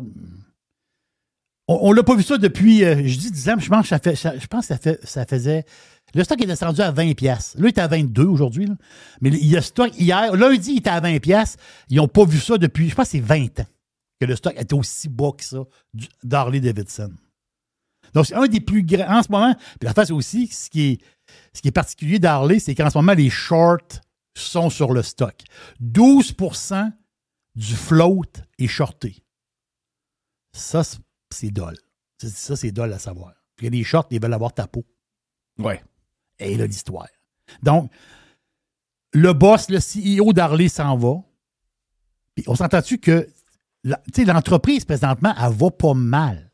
Mais le problème, c'est que le dilemme est là. Puis c'est clair et net, là. Les analystes, il n'y a pas 50 pages de dossier, là. C'est que tu vends moins, ça a bien fait, on montait les prix, puis on continue à vendre. Parce que c'est une marque mythique, une marque fantastique. Mais là, le problème, c'est que la fin, c'est qu'on ne peut plus bien monter les prix. Voilà. Donc, ce qu'il faut faire, c'est de vendre plus. Et vendre plus, tout le monde le sait. Ceux qui sont dans la vente le savent très, très bien. Vendre plus demande énormément de travail. Vendre plus, c'est dur, vendre. Vendre, c'est dur, là. Donc, tu ne peux plus t'asseoir sur ton steak. Donc, le prochain CEO de Harley-Davidson, puis ça ne vient pas de moi, Ça vient comment dire, des analystes, de ceux qui suivent la finance. Et d'autres, ils disent que le prochain CEO d'Harley Davidson, il a un peu l'avenir de la compagnie dans ses mains. Ça passe, ça casse. Ça va prendre... Ils sont à la recherche présentement d'un kingpin pour placer là et de vendre plus d'Harley. Le but, c'est ça. Vendre plus de motos. Tabarouette. Ça, là, c'est on s'entend-tu que l'affaire aussi, c'est que tu as les histoires de tarifs puis de ci, de ça qui viennent là-dedans. Là. On s'entend-tu, là? Donc, Harley, ce que je disais, c'est qu'Harley, il faut qu'il se développe. Ils sont déjà présents en Asie, mais il faut qu'ils se développent plus en Asie.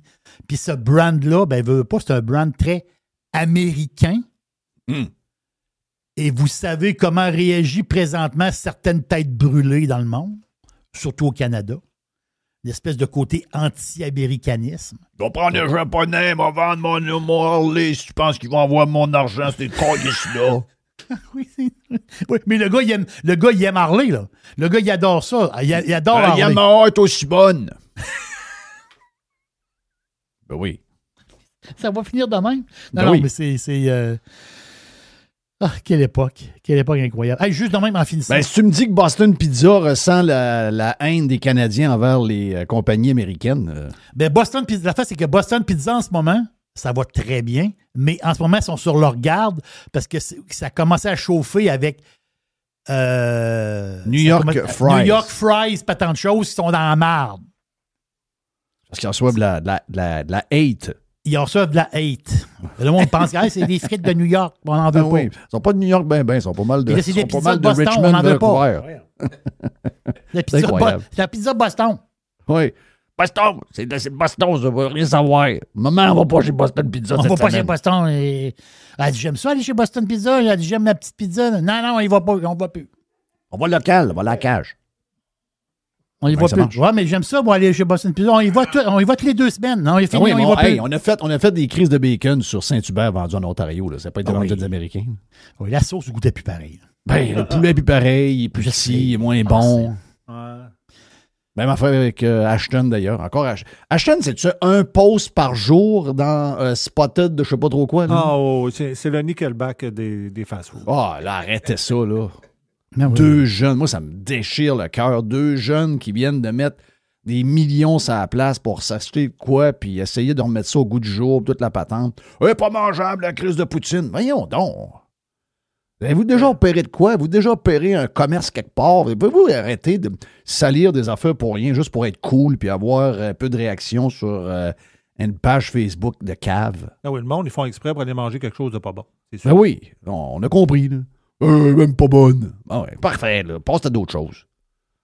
Des kids qui ont acheté ça, là. Ils ont payé ça 55 millions de dollars, sont en train de remonter tous les restaurants. Il n'y avait pas eu d'amour dans ces restaurants-là depuis des années. Pouvez-vous donner un break à 2 jeunes, s'il vous plaît, là? La poutine, là. Des frites, de la sauce, du fromage qui fait quick. Pas bien compliqué, là. Moi, je m'en mettrais 50 d'une à côté de l'autre. Je suis pas capable de différencier. Sauce brune, bourrée de sel. Calmez-vous, là. C'est sûr, une poutine, une poutine, ça peut pas être beau photographié, qu'elle soit photoshopée à mort, que ça soit beau. Il faut que ça soit arrangé. Là. À la base, c'est pas beau une poutine. Le monde est vraiment rendu au bout de la chaîne. Surtout, à chaque fois que je vois ça, je me dis, encore? Non, Voyons, mais moi, tu me parlais de ça avant. Tu sais, je sais pas pourquoi, là, je suis même pas ces affaires-là. Mais je les ai dans mon fil, je sais pas pourquoi. Oui. Si tu commences à regarder du service de marde, ça se peut qu'ils t'en poussent, là. Ben, c'est ça, là. C'est ça qu'ils font, hein? Ils te poussent du service de marde. Thank you, Jerry. J'ai une dernière petite affaire vite. Je le savais. Pour choquer Mr. White. C'est comme un OK. Je le savais. Je veux choquer Mr. White. XAI, juste demain. XAI. Ça va coûter une pizza. Ça va coûter une pizza. XAI, ils ont acheté. XAI a acheté X. X a été vendu. Twitter a été vendu. Vous le savez, c'est la semaine passée, c'était la nouvelle. Donc, XAI a acheté Twitter pour 33 milliards. Mais en réalité, XAI, c'est Musk aussi. Là, Musk s'est acheté lui-même. On va dire de même. Là. Mais, juste dire une seconde. Il va y avoir des changements sur X qui commencent aujourd'hui. Oh! Oui, les contes parodiques. Hein? Les contes parodiques, que moi j'adore. Moi, j'adore les contes parodiques. C'est toutes nous autres qui les ont. C'est ça. C'est toutes nous autres qui les comptent. J'en opère 2000. Oui, tu as 2000 comptes parodiques. Oui, je travaille sur X 19 heures par jour pour $0. Ce que j'ai lu, c'est qu'on pourra plus... Les parodiques ne pourront plus utiliser l'avatar du compte régulier. Ouais. OK, donc tu peux pas prendre le compte de la vraie personne puis mettre le même... Oui, je pense que l'avatar, il faut qu'il soit changé. Tu peux avoir la face, mais il faut que tu le trimes. Oh. Tu peux pas avoir l'avatar... Sais-tu quoi? Je trouve ça clair. correct. Ouais. Je trouve ça correct. On va le trimer avec Grok. Oui, ouais, c'est exact. ça. Ouais. Et aussi, il va falloir que tu mettes dans le nom d'utilisateur, il va falloir que tu mettes soit parodie, commentary ou fan dans le nom. Donc, je vous donne un exemple. Mettons que quelqu'un veut faire un compte parodique de Jerry Pizza. Oui. Il a fait Jerry Poutine. Oui, Jerry Poutine, c'est ça. Jerry Poutine, il passerait, lui. C'est ça. Jerry Poutine, ça va. Mais mettons, tu dis Jerry Pizza. Jerry Poutine. Oui, c'est ça. Jerry Pizza. Ouais. Mais faut que le nom soit commentary Jerry Pizza, fan Jerry Pizza ou parodie Jerry Pizza. Pas Jerry Pizza parodie. Non. Faut que Ça commence par. Il appelle ça le PCF. Okay. Parodie, commentary ou fan, PCF, avant le nom. Donc, si tu le fais pas, ils vont t'enlever des X. Donc, ça commence à partir d'aujourd'hui. Donc, ils veulent pas qu'il y ait de confusion entre les comptes normaux. Des fois, il y en a. Des fois, au début, on se faisait avoir souvent. On se faisait avoir, exactement ça. Mais là, ça va être clair. Là, ça va être clair. Mais les comptes parodiques, ils vont rester là. Mais il faut que tu prennes les nouvelles normes. Le compte d'Elon Musk, je ne sais pas s'il s'appelle Elon Musk parodie. Mais oui. le compte d'Elon Musk, pas vrai, là, il est suivi en tabarnak. Oui. Il y a des millions. Là. Un des meilleurs au Canada qu'on avait, c'était le compte de Justin Trudeau, Ego, je sais pas trop quoi. Oui, Justin Trudeau, Ego, c'est très bon. Non, oui, c'est très bon. C'est ça. Mais lui, il va falloir qu'il s'appelle, mettons, Ego Justin Trudeau. Oui. Ça va marcher pareil. Puis, il ne pourra pas avoir la même photo profil. Et voilà. Que Justin. Ouais. Il faut qu'il y ait l'ajustement de l'avatar. Une paire de bas. Là. Très bon. Thank you, man. Yes. Merci, Jerry Poutine. Merci, parodie Jerry Pizza. C'est-tu toi en arrière de ça? C'est-tu toi en arrière de Jerry Poutine? Jerry Poutine, c'est moi. Ben, c'est tout. Oui, toi, t'es toutes, toi. Et il l'a dit, Patrick Lagacé. Patrick Lagacé, il appelait du monde savoir combien de comptes ex que j'opérais. Il a vraiment cru ça pour vrai, lui, là. Lui, dans sa tête, j'avais vraiment multiples comptes ex, puis c'est tout moi qui faisais les comptes. Il a vraiment pensé ça pour vrai. Il viendra passer une journée avec nous autres. Ben oui, franchement. Comme si on avait... J'ai de la misère à alimenter mon propre compte, je vois le faire. OK, on est parti. Thank you, man. Il y a une petite boîte. Il y a une petite boîte. Il y a une petite boîte. Listen, radiopirate.com, Radio Pirate. Juste du bon stock. Every hour. Du bon stock. Radiopirate.com. Get pirate or get out. Bon matin, Québec. Gilles Parent. Ben oui, Gilles. J'ai Gilles. On était 1 heure avec Gilles aujourd'hui dans la version Prime. On vous donne un 20 minutes en plein milieu.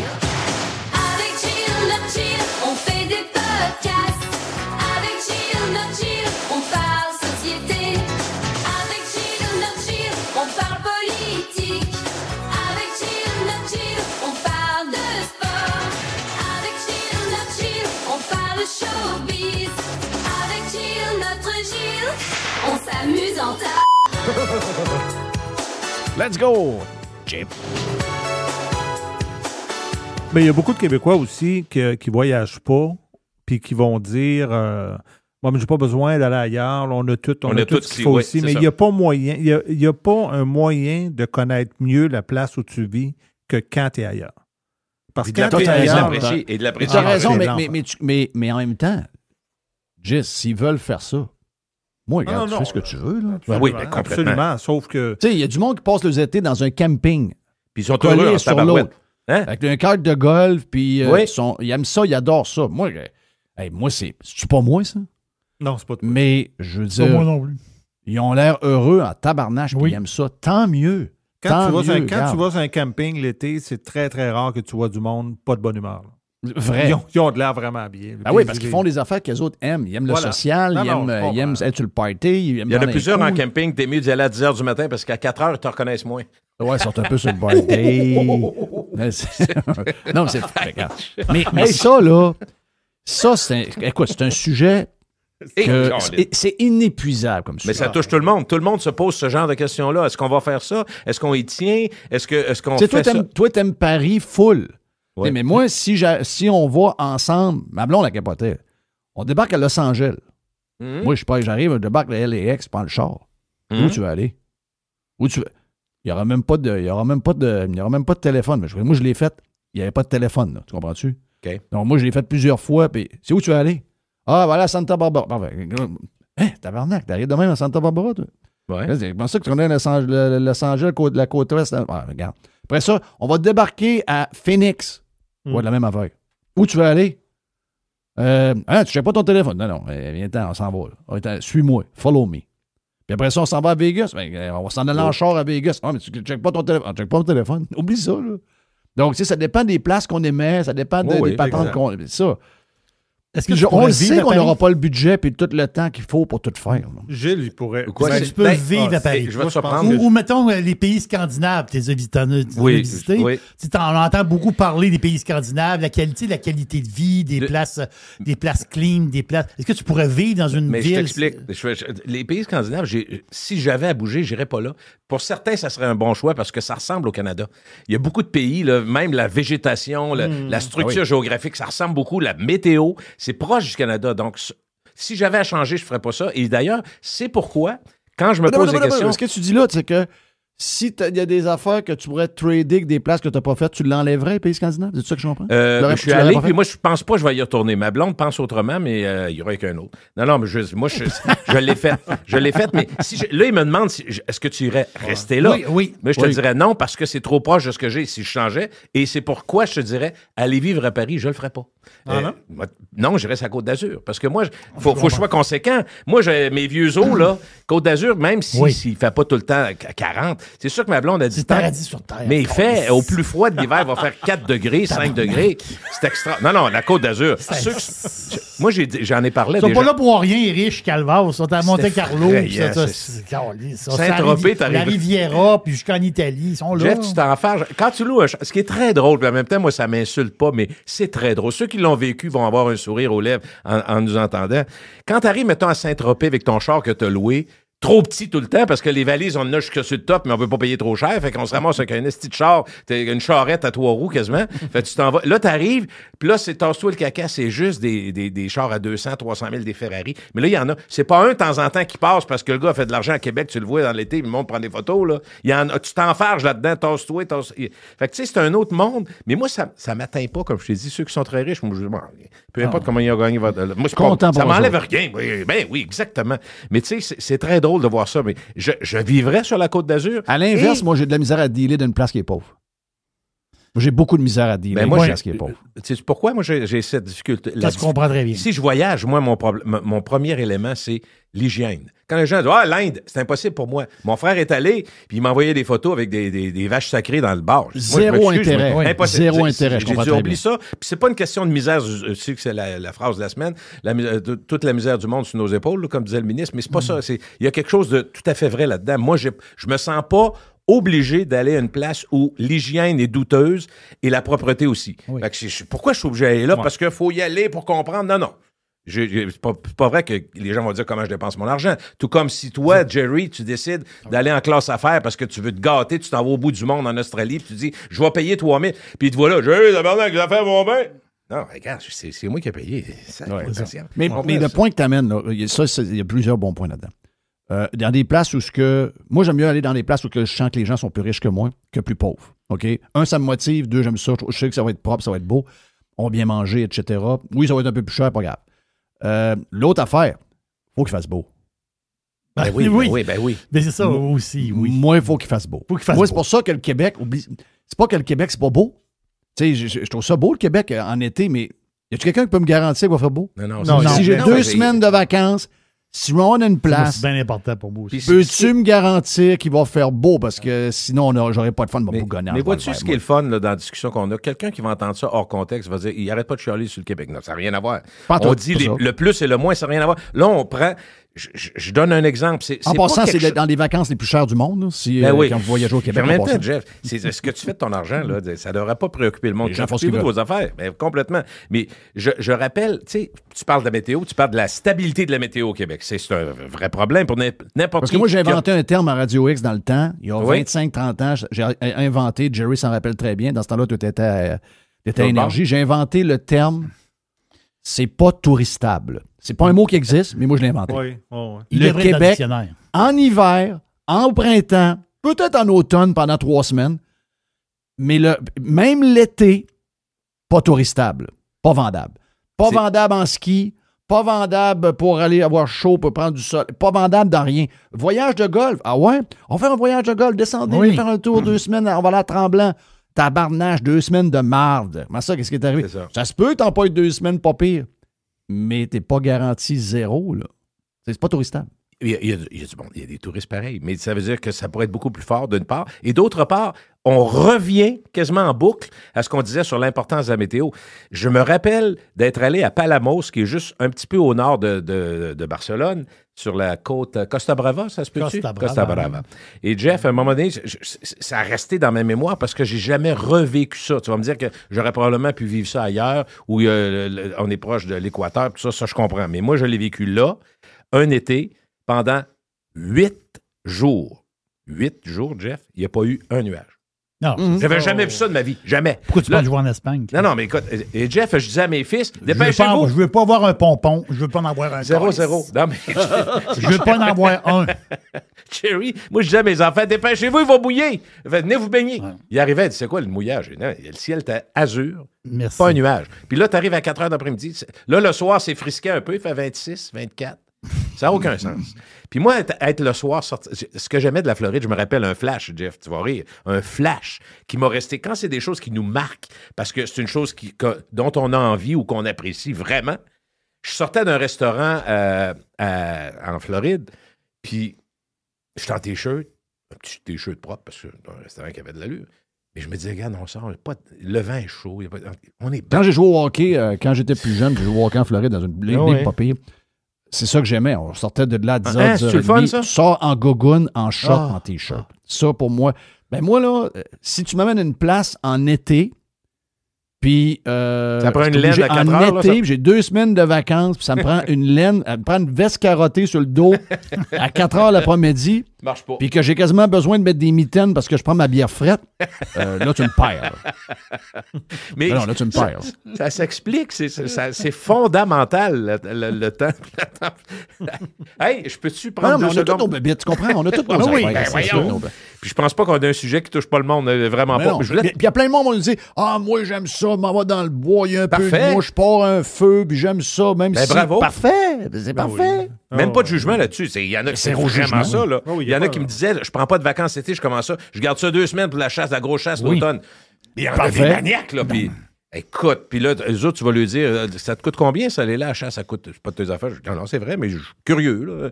Bon, 4-5 000, mettons, 3-4 000. Oui, ça peut pas donner. Ou à la pêche au saumon, là, ceux qui y vont, avec des guides, puis tout, là. Mais eux autres, ils ne feront jamais changer. Jamais. Pour des affaires que moi, je fais, qu'ils trouvent plates à mourir. C'est parfait de même. Ah oui, c'est parfait de même. Tu sais, on pourrait avoir un autre groupe, on pourrait jaser 40 personnes, puis toutes les 40 ont plein d'autres affaires. Moi, j'aime ça quand c'est plus frais. L'été, j'aime pas ça, etc. J'aime pas la chaleur. Il y a plein de monde. On a tout, comme je le dis, on a toute notre vie. Notre Michel Hébert national, lui, il allait à la Côte-Nord. Je ne sais pas s'il va encore aujourd'hui, mais lui, c'est un pêcheur. Un pêcheur, un vrai de vrai, un maniaque. Pêche au saumon dans les rivières, extraordinaire, puis ça, puis avec des guides, puis il s'est fait des amis, puis c'était vraiment son plaisir. Puis la retraite, c'était ça, je m'en vais là, sacrez-moi patience. Il dit, je m'entends mieux avec des mouettes qu'avec les ministres, sacrez-moi patience. Non, il était... Mais tu sais, c'était une passion de fou, là. Ouais. Hey, Jeff, je voulais juste sortir un peu de ça pour revenir un petit peu plus dans l'actualité. Je voulais avoir votre avis, à moins que vous ne l'ayez pas vu. Là, avez-vous vu le Journal de Québec aujourd'hui, le journal physique? Là? Non? Pas du tout. Bon, ça fait la première page, c'est pas la fin du monde, mais moi, je voulais avoir votre avis là-dessus parce que j'en ai un avis, puis c'est pas important, mais ça m'a frappé un matin. On me dit que c'est pas très épais comme journal maintenant. Non. Non. Mais aujourd'hui, tu sais, des fois, il y a une pub qui fait l'encart de 4 pages, dans le fond, le premier encart. Tu tournes la page, puis c'est la vraie page du journal. Tu sais ce que je veux dire? Ça peut être, mettons... OK, donc c'est pas la première page que tu me parles. Ouais, Vidéotron, mettons, qui fait une promotion. Fait en première page, c'est ça.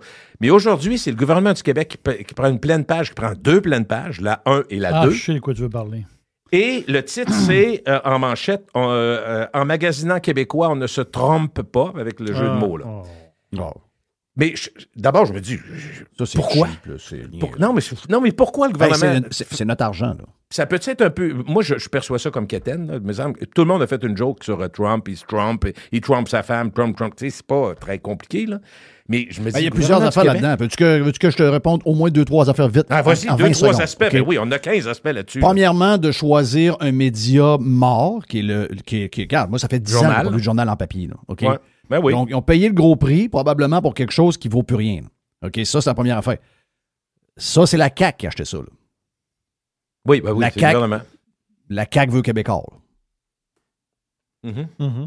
Ça, là, dans ma tête, là, la première affaire que ça m'allume, là, si tu me dis ça, là, j'ai même pas vu. J'ai même pas vu. Tu me dis ça, moi, la première affaire que je vois, François Legault veut racheter Québécois. Dans le sens que, rappelez-vous à COVID, beaucoup d'argent dans Québécois. Qu'est-ce que Québécois faisait avec la CAQ? Flattait la CAQ à tour de bras. Donc, ça, pour moi, c'est une histoire. Après ça, côté quétaine de Trump, le patent de même. Et en plus, l'histoire de l'achat local, pour moi, là, c'est tout du fake. Parce que s'ils voulaient vraiment qu'on achète local, là, ils n'achèteraient pas de la pub dans le Journal de Montréal, dans le Journal de Québec. Ce qu'ils nous dirait, à partir d'aujourd'hui, quand vous achetez québécois, ou peu importe, même si c'est un produit américain, genre Pepsi, fait par la famille Coulombe à Québec, puis il y a l'autre gang au Saguenay, puis probablement une autre gang à Montréal, bien, à partir d'aujourd'hui, chaque fois qu'il y a quelque chose qui est québécois fait par des Québécois, il n'y a pas de TVQ. À partir d'aujourd'hui, une distillerie québécoise, elle peut vendre son produit, le prix qu'elle veut, puis la SAQ n'a plus rien à voir. Tu veux vendre ton 71 de gin québécois à 20$, bien, au lieu d'acheter un gin américain, il va être à 20$, puis tout le monde va se dérocher dessus. C'est vrai que ce sera un soutien direct dans tes poches. Jerry m'a dit tantôt, les chambres d'hôtel au Québec, à partir de maintenant, vous voulez faire du tourisme au Québec, les chambres d'hôtel au Québec, il n'y a plus de taxes de tourisme, puis il n'y a plus de taxes, il n'y a plus de TVQ. On va parler avec le fédéral pour pas qu'il y ait de TPS non plus. Si tu es sérieux dans ta patente, là, va là. Et si tu es confiant aussi, confiant que les gens vont dépenser, ils vont venir, ça va marcher. Parce qu'il faut que tu penses que ce que tu te coupes comme revenu, tu vas l'avoir, il va retomber dans l'économie. C'est ça le principe de l'économie. Parce qu'une des choses, tu le sais, je pense, on l'a dit plusieurs fois, puis on va le répéter plusieurs fois, quand ta confiance en économie baisse, tu dépenses moins. Fait que si tu as des incitatifs comme ça qui sont réels, parce que pour moi, en tout cas, ce que je veux dire, peu importe comment on l'analyse, Jeff, je voulais juste te dire, pour moi, c'est un gaspillage sans nom, cette affaire-là. C'est juste le principe. Moi, c'est pas une question, on va dire, tu t'énerves avec 3 000$, 5 000$, mais il faut arrêter de penser de même. C'est tout le temps, c'est juste 1 000$, c'est juste 1 million avec Erika, c'est juste. Puis, on a perdu 7 milliards là, 4 milliards. C'est pas juste comme nos parents disaient, avec des 5 cents, tu fais des piastres, tu fais des 10 piastres. C'est le principe de... On a-tu besoin de ça? C'est quoi l'impact de ça? Oui, aussi, mais il y a quelque chose de philosophique aussi derrière des patentes de même. Tu sais que, moi, qu'une bonne femme s'en aille à la TV puis qu'elle me dit j'ai été chez le concessionnaire, j'ai demandé au gars si y-tu des pièces canadiennes ou américaines dans ce char-là parce que je sais qu'il y a un mélange des deux maintenant, puis je veux m'assurer que le char il est 100% japonais. Je veux ni acheter canadien, ni US. Parce que si j'achète un char fait en Ontario, il y a des pièces américaines dedans. Garde, le mari aura dealé avec sa folle de femme. OK, c'est pas mes affaires. Je trouve ça triste pour les travailleurs de l'Ontario, mais elle est folle si tu veux faire. Puis elle est tellement folle que ça ne dérange pas de passer à la TV. OK? Ça, c'est sa besogne, c'est sa business à elle. Mais moi, que le gouvernement commence à avoir un problème avec le gouvernement, là, parce que hier, 125 unanime qui votent pour garder la bourse du carbone alors que le monde ne veut plus payer 25-30 cents de plus le litre. Non. Ça, je trouve ça dégueulasse pour la démocratie. C'est vraiment dégueulasse. Mais de voir que mon gouvernement est officiellement embarqué dans une guerre de boycott avec les États-Unis d'Amérique, là, je commence à avoir un bug. Là.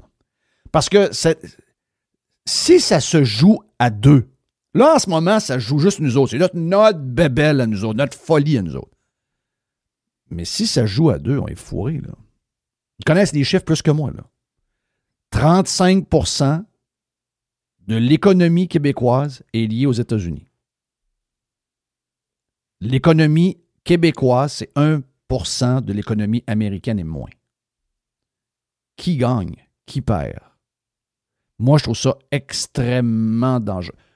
C'est correct, là, quelqu'un qui s'énerve à LCN, quelqu'un qui chez un concessionnaire qui se fait interroger à TV. Bah! Mais le gouvernement fait ça. C'est dangereux, là. Sérieux, c'est dangereux, Gilles. Non, moi, je trouve ça très dangereux, là. Honnêtement, là, je te dirais que par moment, puis j'ai toujours aimé, je n'ai pas changé, j'aime suivre la politique. Je trouve que la période actuelle est tout à fait débridée, complètement folle, assez... je l'appelle, dans un podcast la semaine passée, je l'appelais l'époque du jamais vu. Il y a tellement du jamais vu là-dedans. J'ai beaucoup de misère à toujours saisir tout ça. Puis puis en même temps, vois-tu, Jeff, je sais pas si je suis... je vais te demander comment toi tu te sens là-dedans, mais j'ai l'impression que je suis plus réservé, puis plus... J'ai le doute plus facile parce qu'il y a tellement de choses qui sont dites et leur contraire, tellement d'effets analysés et leur contraire que sincèrement, j'ai de la misère à me faire une tête sur ce que je pense être la réalité. Et je l'avoue. Oui. Il y a tellement de... Tu lis... C'est pas assez de toi bord. Puis là, t'entends, mettons, à la radio, quelqu'un qui va dire... J'écoute peu la radio du Québec, mais t'entends la radio... Là, il y a deux revues américaines. Fait que tu sais pas s'il dit ça pour faire son point ou si c'est réel. Est-ce que ça a été... Tu comprends? Fait que là... Ouais, on doute de tout. Ben, Caroline, Jeff, je sais... Là, la seule... Je vais continuer sur ce que je disais et je vais répondre en même temps à ce que tu dis. C'est que moi, je m'attends que les gens qu'on élise, peu importe qu'on ait voté pour ou non, ultimement, quand ils viennent au pouvoir, ils gèrent pour tout le monde. Tu veux dire. Oui, c'est ça. Il faut que ces gens-là arrivent avec un côté mature, professionnel et au-dessus de choses qui sont émotives, quand on a des feelings primitifs. Tu sais, des fois, on peut en avoir, on est des humains, on doit avoir des émotions, comme tu dis, on a des émotions. Mm-hmm. Mais tu t'attends à ce qu'il y a un aura au-dessus de nous autres, des gens plus sages qui calment la patente. OK? Oui, on est dans un conflit, puis oui, ça brasse, puis il y a des choses, mais on se calme, là, tu sais, dans moyen terme, court terme, plus long terme, il faut faire attention à ce qu'on va faire. Il ne faut pas empirer les affaires pour faire des cicatrices qui vont nous nuire à nous. Après. Donc, tu sais, je m'attends à ce que ces gens-là calment les choses, nous montrent leur maturité par leur talent, leur intelligence. Je me rends compte qu'on a affaire à des abrutis. Et ça me déprime au plus profond de moi-même. Ça me déprime vraiment, vraiment, Gilles, vraiment. Non, écoute, quand tu regardes... Mettons qu'on veut essayer de comprendre pourquoi on doute de la capacité d'être sage, parce que j'aime beaucoup le mot sage. Les sages, c'est des gens qui prennent soin de prendre le temps d'analyser, de regarder, puis de dire voici la solution qui est la plus logique. Mais platement parlant, Jeff, là, prenons juste, je comptais ça à ma blonde, j'ai dit, prends le contexte actuel, OK? Parce que tu vas me voir où je m'en vais avec ça. Prends le contexte actuel du Parti libéral fédéral. Moi, autour de moi, les gens disent, je voterai pas libéral, je vais voter Carney. Peu importe que je sois d'accord ou pas, c'est ce que j'entends, OK? Mais qu'est-ce que ça ouvre comme porte? Ça ouvre la porte, je vais être un petit peu peut-être dur, mais je le crois sincèrement. Ça ouvre la porte à peu près n'importe qui, surtout au Québec, parce que nous autres, on est assez virvants. Tu es d'accord que là, on est en train d'avoir la plus grande majorité canadienne du gouvernement libéral qu'on va la mettre dehors puis en le cul. Je vais te faire une prédiction. 6 mois après, on va l'haïr à mourir. Possiblement, mais écoute bien où je m'en vais. Parce que toi, ce que tu dis, c'est on les trouve où, ces ministres-là? On les recrute comment? Là, aujourd'hui, là, puis je vise pas lui plus qu'un autre, mais Joël Lightbound dans la région de Québec puis Jean-Yves Duclos, là, ils peuvent aller à la pêche en haute mer pendant 2 mois puis ils vont être élus pareil. Comprends-tu, selon les sondages actuellement, Jeff?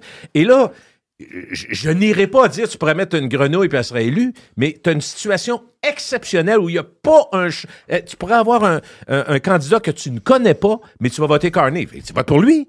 Tu comprends? Mais est-ce que cette personne-là est qualifiée? Est-ce qu'elle est ministrable? Est-ce qu'elle a des compétences qui additionnaient à d'autres compétences? Est-ce qu'on choisit... Là, je vais te faire rire, mais est-ce qu'on choisit les candidats en se disant, si j'ai des candidats, mettons, plutôt économiques parfaits, j'en ai un plutôt social, j'en ai un qui est une femme d'affaires entrepreneuse qui a eu des gros succès, donc je vais être capable de me bâtir tout un gouvernement puis des ministres, un conseil des ministres extraordinaire. Mais pas en tout.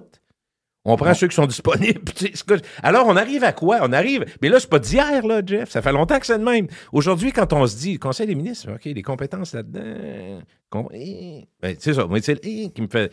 Je suis pas surpris de voir qu'on est déçu. Oui, on questionne, puis on analyse tous les gens que Trump nomme qui sont pas des élus, parce que c'est le même que ça se passe en politique américaine. Oui. Les genres de secrétaires, c'est des non-élus. On va chercher juste des gens compétents. Mais nous autres, on devrait bien plus se questionner sur nous. Est-ce que, finalement, la qualité d'individus qu'on nomme pour des postes importants dans notre société... Pour mener nos milliards, pour prendre des décisions. Oui. Est-ce qu'ils ont les qualifications? Parce que la démocratie est devenue un genre de concours de notoriété basé sur à peu près rien. Là, mais en même temps, je comprends qu'en ce moment, la raison pourquoi les gens votent pour Carney, c'est justement parce qu'ils se disent « Ah, ben finalement, on a un gars qui a un CV par rapport à quelqu'un qui est en politique depuis toute sa vie. Puis pour affronter Trump, ben ça prend ce gars-là. » Ben, moi, je pense que vous allez l'haïr. Moi, je donne 6 mois, connaissant les Québécois virvants. Dans 6 mois, ils vont vouloir le crisser dehors. Écoute, là, tu me fais une passe à palette sur les Québécois virvants, puis je me ramène à ce que tu me dis il y a à peu près 1 an et demi, 2 ans.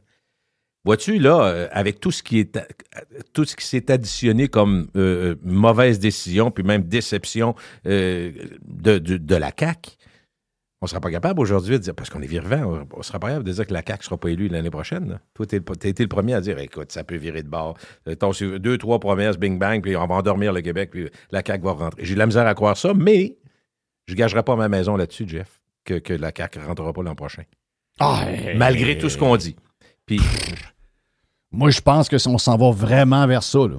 Hey, ce matin, là, dans le journal, Jeff, je veux juste te dire que Geneviève Guilbeault, qui, moi, dans ma tête, est une des plus grandes déceptions des dernières années en politique, là, vraiment. Elle dit au gouvernement, aux candidats fédéraux et même aux candidats municipaux, parce qu'il y a une élection municipale, des élections municipales que ça vient cet automne. Là, c'est important que vous souteniez le tramway et le 3e lien. C'est important de soutenir les projets puis de garder le cap. Y en a-tu une qui a changé de cap plus qu'elle? Honnêtement, là, voyons donc. Elle est capable de dire ça ouvertement, là. C'est écrit noir sur blanc. Elle-même, pense-y. Ah oui. Ben, c'est parce que dans son cas à elle, c'est que, tu sais, moi, je fais pas partie de ceux qui la trouvent hot, là, mais je suis capable de comprendre que dans le milieu de la politique, du monde qui ont un look puis qui sont photogéniques, il n'y en a pas beaucoup. Donc, elle, c'est... l'image est plus forte que le fond. C'est ça. Donc, l'image... Mais, tu sais, et aussi, il y a de l'image aux États. Oui, et aussi il y a de l'image. Oh, oui. L'image, tu sais, le sénateur Kennedy a dit hier, c'est pas pour rien qu'ils mettent le mode d'emploi sur les bouteilles de shampoing, c'est pour quelqu'un comme et aussi. J'ai trouvé ça drôle. Mais, dans son cas à elle, c'est que philosophiquement, et je te dirais au niveau de les valeurs, parce qu'on a besoin d'avoir des convictions pour s'en aller en politique. Tu as besoin d'avoir des... Donc, ça prend une base sur laquelle le corps est mis. Là. Donc, un squelette qui fait que quand ça tient la patente. Là. Mais c'est une enveloppe. Ben oui. Puis c'est une enveloppe qui jase, qui parle, mais ça, là, je vais te dire une affaire. Elle, c'est parce qu'elle a monté à cause de son image. Mais en politique, des gens comme elle, il y en a plein. Tu sais, les conservateurs québécois, tu sais, je veux dire, j'ai trouvé, je ne veux pas te mettre sur le spotlight là-dessus, là, mais j'ai trouvé que la nomination de Hugo Langlois dans la région de Québec, ça explique beaucoup la politique d'aujourd'hui, là. Ben oui. S'il y a quelqu'un que j'ai rencontré dans ma vie, là, puis j'ai rien contre lui, là. Mais s'il y a quelqu'un que j'ai rencontré dans ma vie, que j'ai aucune espèce d'idée qu'est-ce qu'il représente, c'est Hugo, là. Moi, je l'ai connu, jeune, là, tu le sais. Puis moi, on l'a engagé ensemble. Ben oui, complètement. Mais pour moi, c'est un talent fou au départ qui, lui, a mené d'une façon... C'est ses affaires à lui. Mais, tu sais, au départ, je voyais autre chose. Je voyais vraiment autre chose. Puis, bon, il a bamboché à gauche et à droite, mais il est difficile à définir. Mais il est dans une lignée. Même c'est le fils du maire qui était là 10 ans. Oui, mais c'est ce que je viens de dire sur Mme Guilbeault. Ben oui. On peut le mettre sur ce que les conservateurs ont choisi de mettre dans le quartier, dans le comté de Mr. White. Passe bien, connu, c'est ça. Mais quand on y pense, les conservateurs, ils présentent personne dans Québec. Centre. C'est incroyable, ça. Quand tu penses, oui, je suis d'accord, Jerry, mais est-ce que tu veux avoir une pancarte? Tu veux avoir quelqu'un qui n'a pas rapport? Vous allez voir le résultat de la dernière élection. Ils ont eu quasiment 19 quand même. des conservateurs dans Québec-Centre. C'est-à-dire qu'ils n'ont pas 1 Calvaire. Ça fait très, très fling-flang. Non, ça fait fling-flang, mais ça repaye les dépenses à 19 là. Quand tu es en haut de 10-12 ça paye les dépenses. Mais mettons que tu mets quelqu'un, regarde, tu mets quelqu'un de moindrement connu. Oui. Il y a des chances de ramasser ça. Tu peux donner un peu de trouble au libéral, là, du clos tout seul. À un moment donné. Moi, tu sais que j'ai envoyé par la bande ma candidature à quelqu'un que je connais dans la patente. J'ai jamais eu de réponse. Je sais qu'il a vu le message. Il a vu le message, mais tu n'as pas eu de réponse. Parti vert, pas eu de réponse. Il m'a même pas mis un bonhomme sourire. Hein? Parti vert pour toi, c'est ça que tu veux non, mais c'est parce que... Pourquoi ils veulent pas m'avoir? Parce que j'ai trop de caractère, probablement que vu que j'ai été cancellé par cette gang-là aussi, en grand gueule, exact. Mais il y a une affaire, par exemple. De tous les candidats québécois, le plus conservateur de la gang, c'est moi, là. Mais ils n'en veulent pas. Ils n'en veulent pas vraiment. Il est là, notre problème. Ben oui. T'sais, après ça, on se demande pourquoi ça va plus ou moins, pourquoi on n'a pas ce genre de sage qui nous arrive avec des idées, un genre de... Pensez-vous que Lucien Bouchard se comporterait de cette manière-là en ce moment? Non. Si, mettons, il est PM, là. Ouais. Pensez-vous qu'il se comporte comme François Legault? François Legault qui essaye de récupérer ça pour faire un Doug Ford de lui-même? Moi, je trouve ça épouvantable. C'est parce que ça peut avoir des conséquences pendant longtemps, cette affaire-là. Là. Mm-hmm. Ce qu'il vient de faire là, mettons que la game part. Ah ouais, tu veux me boycotter, tu veux plus qu'on aille, que les gens viennent chez nous, tu veux plus... Hey, la frontière est vide. Parfait, on fait la même chose. Le gars de Château-Frontenac, es-tu content? L'entreprise qui a une PME, qui a 80% de son chiffre d'affaires avec les États, si on joue ce game-là à deux, il arrive quoi avec l'entreprise? Elle ferme. Bon, il faut se mettre au-dessus de ça. C'est pas une question d'aimer Trump ou pas Trump, là. Les conséquences. Nous, on vit les conséquences. C'est pas nous autres qui prennent des décisions, puis il faut s'ajuster. Pour être prêt, il faut avoir un vrai plan, puis ça, j'ai pas ce feeling-là. Moi. Si quelqu'un croit qu'on va remplacer 75% de nos échanges commerciaux avec des pays ailleurs, là, ben on peut pas avoir une discussion bien longue, là, parce que ça veut dire que vous êtes un idiot, là. Puis du jour au lendemain, c'est impossible. Plus de Gilles Parent dans la version Prime de Radio Pirate. Thank you, Gilles. See you next week. The Revolution. Radiopirate.com. Faites partie de l'invasion. JeffFillion.com. Hey, l'aubergiste, c'est le week-end.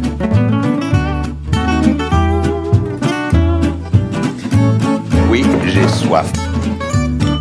Ah, c'est ma journée préférée. C'est ma journée préférée le jeudi parce que je suis un gars du Saguenay et on ne vit que pour le week-end. On lance le week-end officiellement avec l'aubergiste. Mais avant de parler du vin, Jerry, c'est présenté par le rhum coco de la rhumerie Grand Charbon. C'est-tu bon du rhum coco? C'est incroyable. Crème de rhum coconut érable. Et c'est beaucoup moins sucré que la plupart des autres crèmes. Donc, vous allez adorer ça, vraiment. On peut mettre un peu de jus d'ananas. Ça nous fait un pina colada tout à fait extraordinaire. Beaucoup de glace. Oui, la glace de qualité. Concassée, c'est encore mieux. Donc, rhum coco, la superbe bouteille bleu ciel. Puis, vous allez être vraiment, vraiment satisfait. Et là, je regarde le calendrier. L'aubergiste regarde le calendrier, bien sûr. Et il y a cette chronique-ci et une autre chronique avant Pâques. Donc, aujourd'hui, on parle d'un vin pour Pâques, un vin qu'on va... faut se faire des cadeaux. On veut se faire un cadeau ou plusieurs petits cadeaux. Mais pour Pâques, ça va être tout à fait extraordinaire. Donc, j'ai un superbe rouge aujourd'hui. Et la semaine prochaine, je vous promets, des bulles. J'ai fait une petite découverte de bulles abordables que vous allez adorer, c'est sûr. Donc, avant Pâques, un superbe rouge aujourd'hui et les bulles la semaine prochaine. Donc, je fouillais un peu, je regardais l'Italie. L'aubergiste s'est fait reprocher à un moment donné. C'est pas un gros reproche. Tu parles pas beaucoup d'Italie. Mais l'Italie, j'en parle un peu plus parce que mon fiston, le fiston de l'aubergiste, je ne sais pas comment l'appeler. Le fiston, c'est un fan fini. C'est l'aubergeon. C'est c'est bon, ça, l'aubergeon. L'aubergeon, c'est un fan de vin italien. Et ta femme, c'est l'aubergine. Exact. Oui, c'est bon. C'est bon, ça. Dans les dernières chroniques d'aubergiste, on a parlé 2 fois de l'Italie, 2 fois de la France, 1 fois de l'Oregon. Mais là, j'ai pas le choix de retourner en Italie. Non, j'ai pas le choix. Donc, ça va être une région différente. On l'a parlé justement de Alba, donc du Dolcetto d'Alba. On l'a parlé du Montepulciano d'Abruzzo. Mais là, on s'en va en Vénétie. C'est là qu'on s'en va, là. Donc, on s'en va dans la vallée. Ils disent la vallée de plusieurs caves. Et si je vous dis... Oui. On dirait le Québec, hein? Oui, c'est ça. Non, mais c'est caves. C'est pas les mêmes. Okay. La vallée de plusieurs caves. Donc, le Valle Policella. Ah, c'est ça que ça veut dire. Valle Policella. Non, Valpolicella. La vallée de plusieurs caves. Donc, il y a une petite commune là-bas qui s'appelle Pedemonte.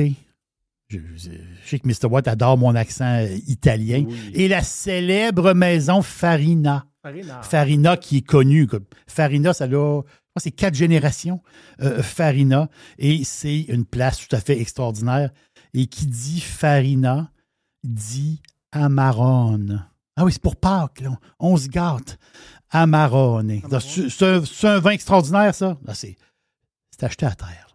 C'est bon.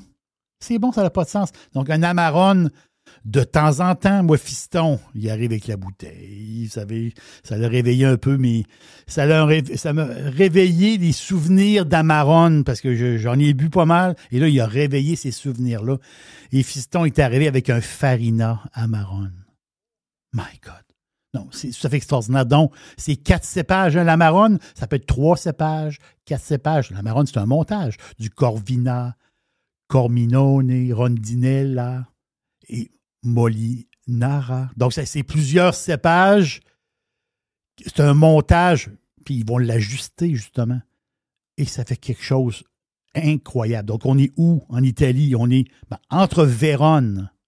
Nous irons à Vérone. Et le lac de Garde, qui est le lac de Garde. C'est le lac Garda. Non, c'est... j'ai vu des photos. Dans des photos de ça, c'est affaire rêvée. Là. C'est un des coins du monde les plus beaux. Tu te demandes si c'est réel. On dirait que tu penses que c'est de l'AI. C'est incroyable. Et là-bas, justement, c'est capoté parce que tu as des vignes en pergola. Donc, vous voyez, les vignes sont en hauteur. Quasiment à la hauteur ça a quasiment 6 pieds de haut. Là. Même des fois plus que ça. Donc, c'est des vignes de 40 ans. Et là, l'affaire, c'est qu'ils vont ramasser le raisin. Ils vont le mettre dans des crêtes. C'est vraiment l'expression parfaite. Donc, ils vont mettre le raisin dans des crêtes. Pendant 90 jours, le raisin va sécher d'une manière. Il va perdre de son humidité. Et après ça, ils vont vinifier le vin.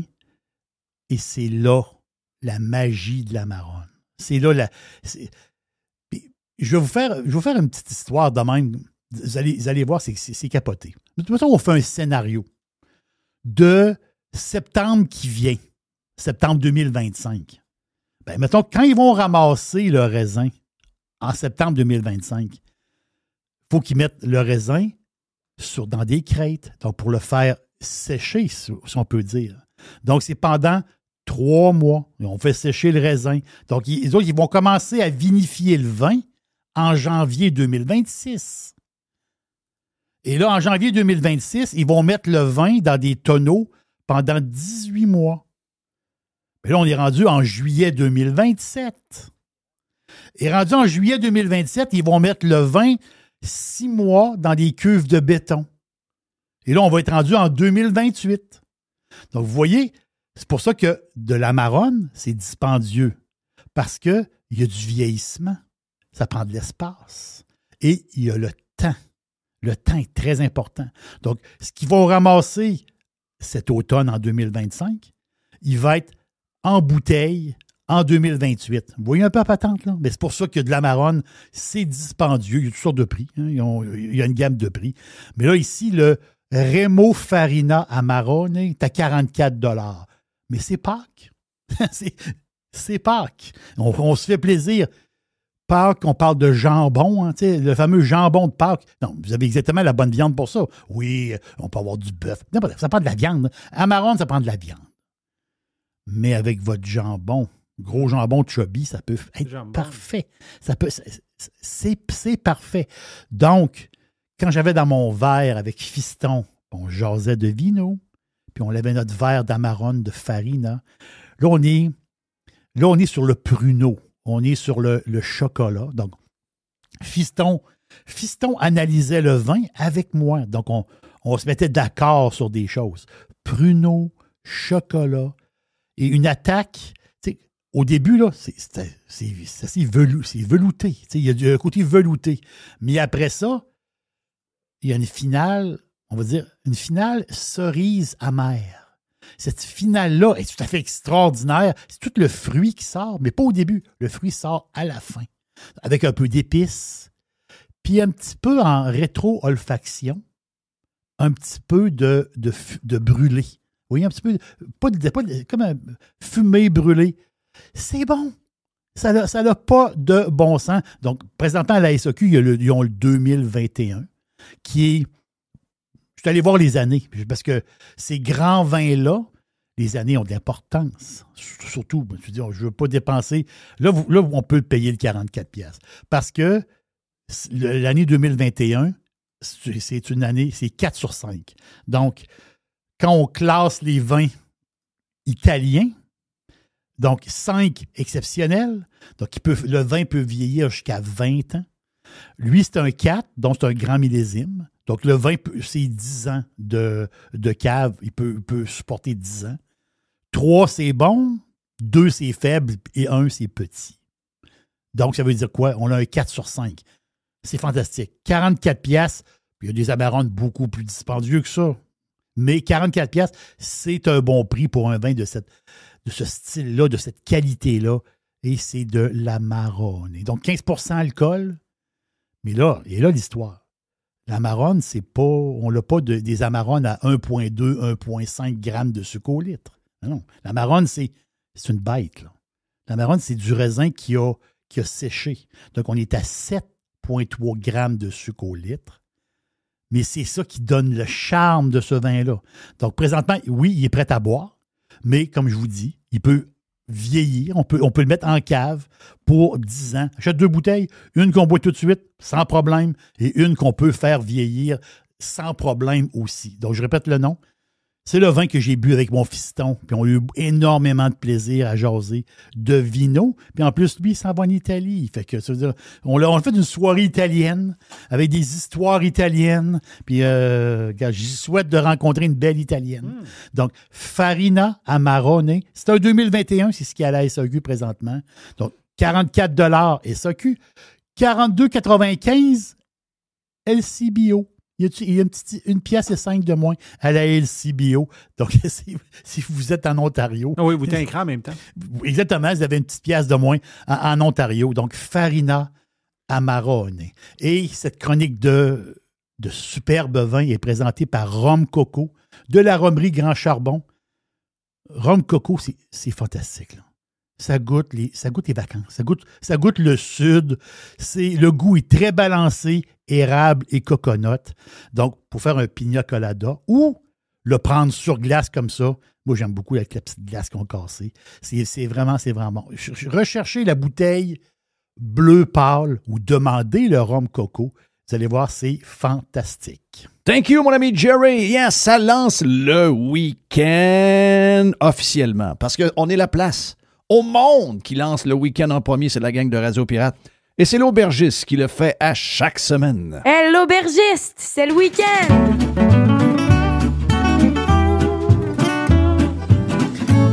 Oui, j'ai soif. Listen, radiopirate.com. Radio Pirate.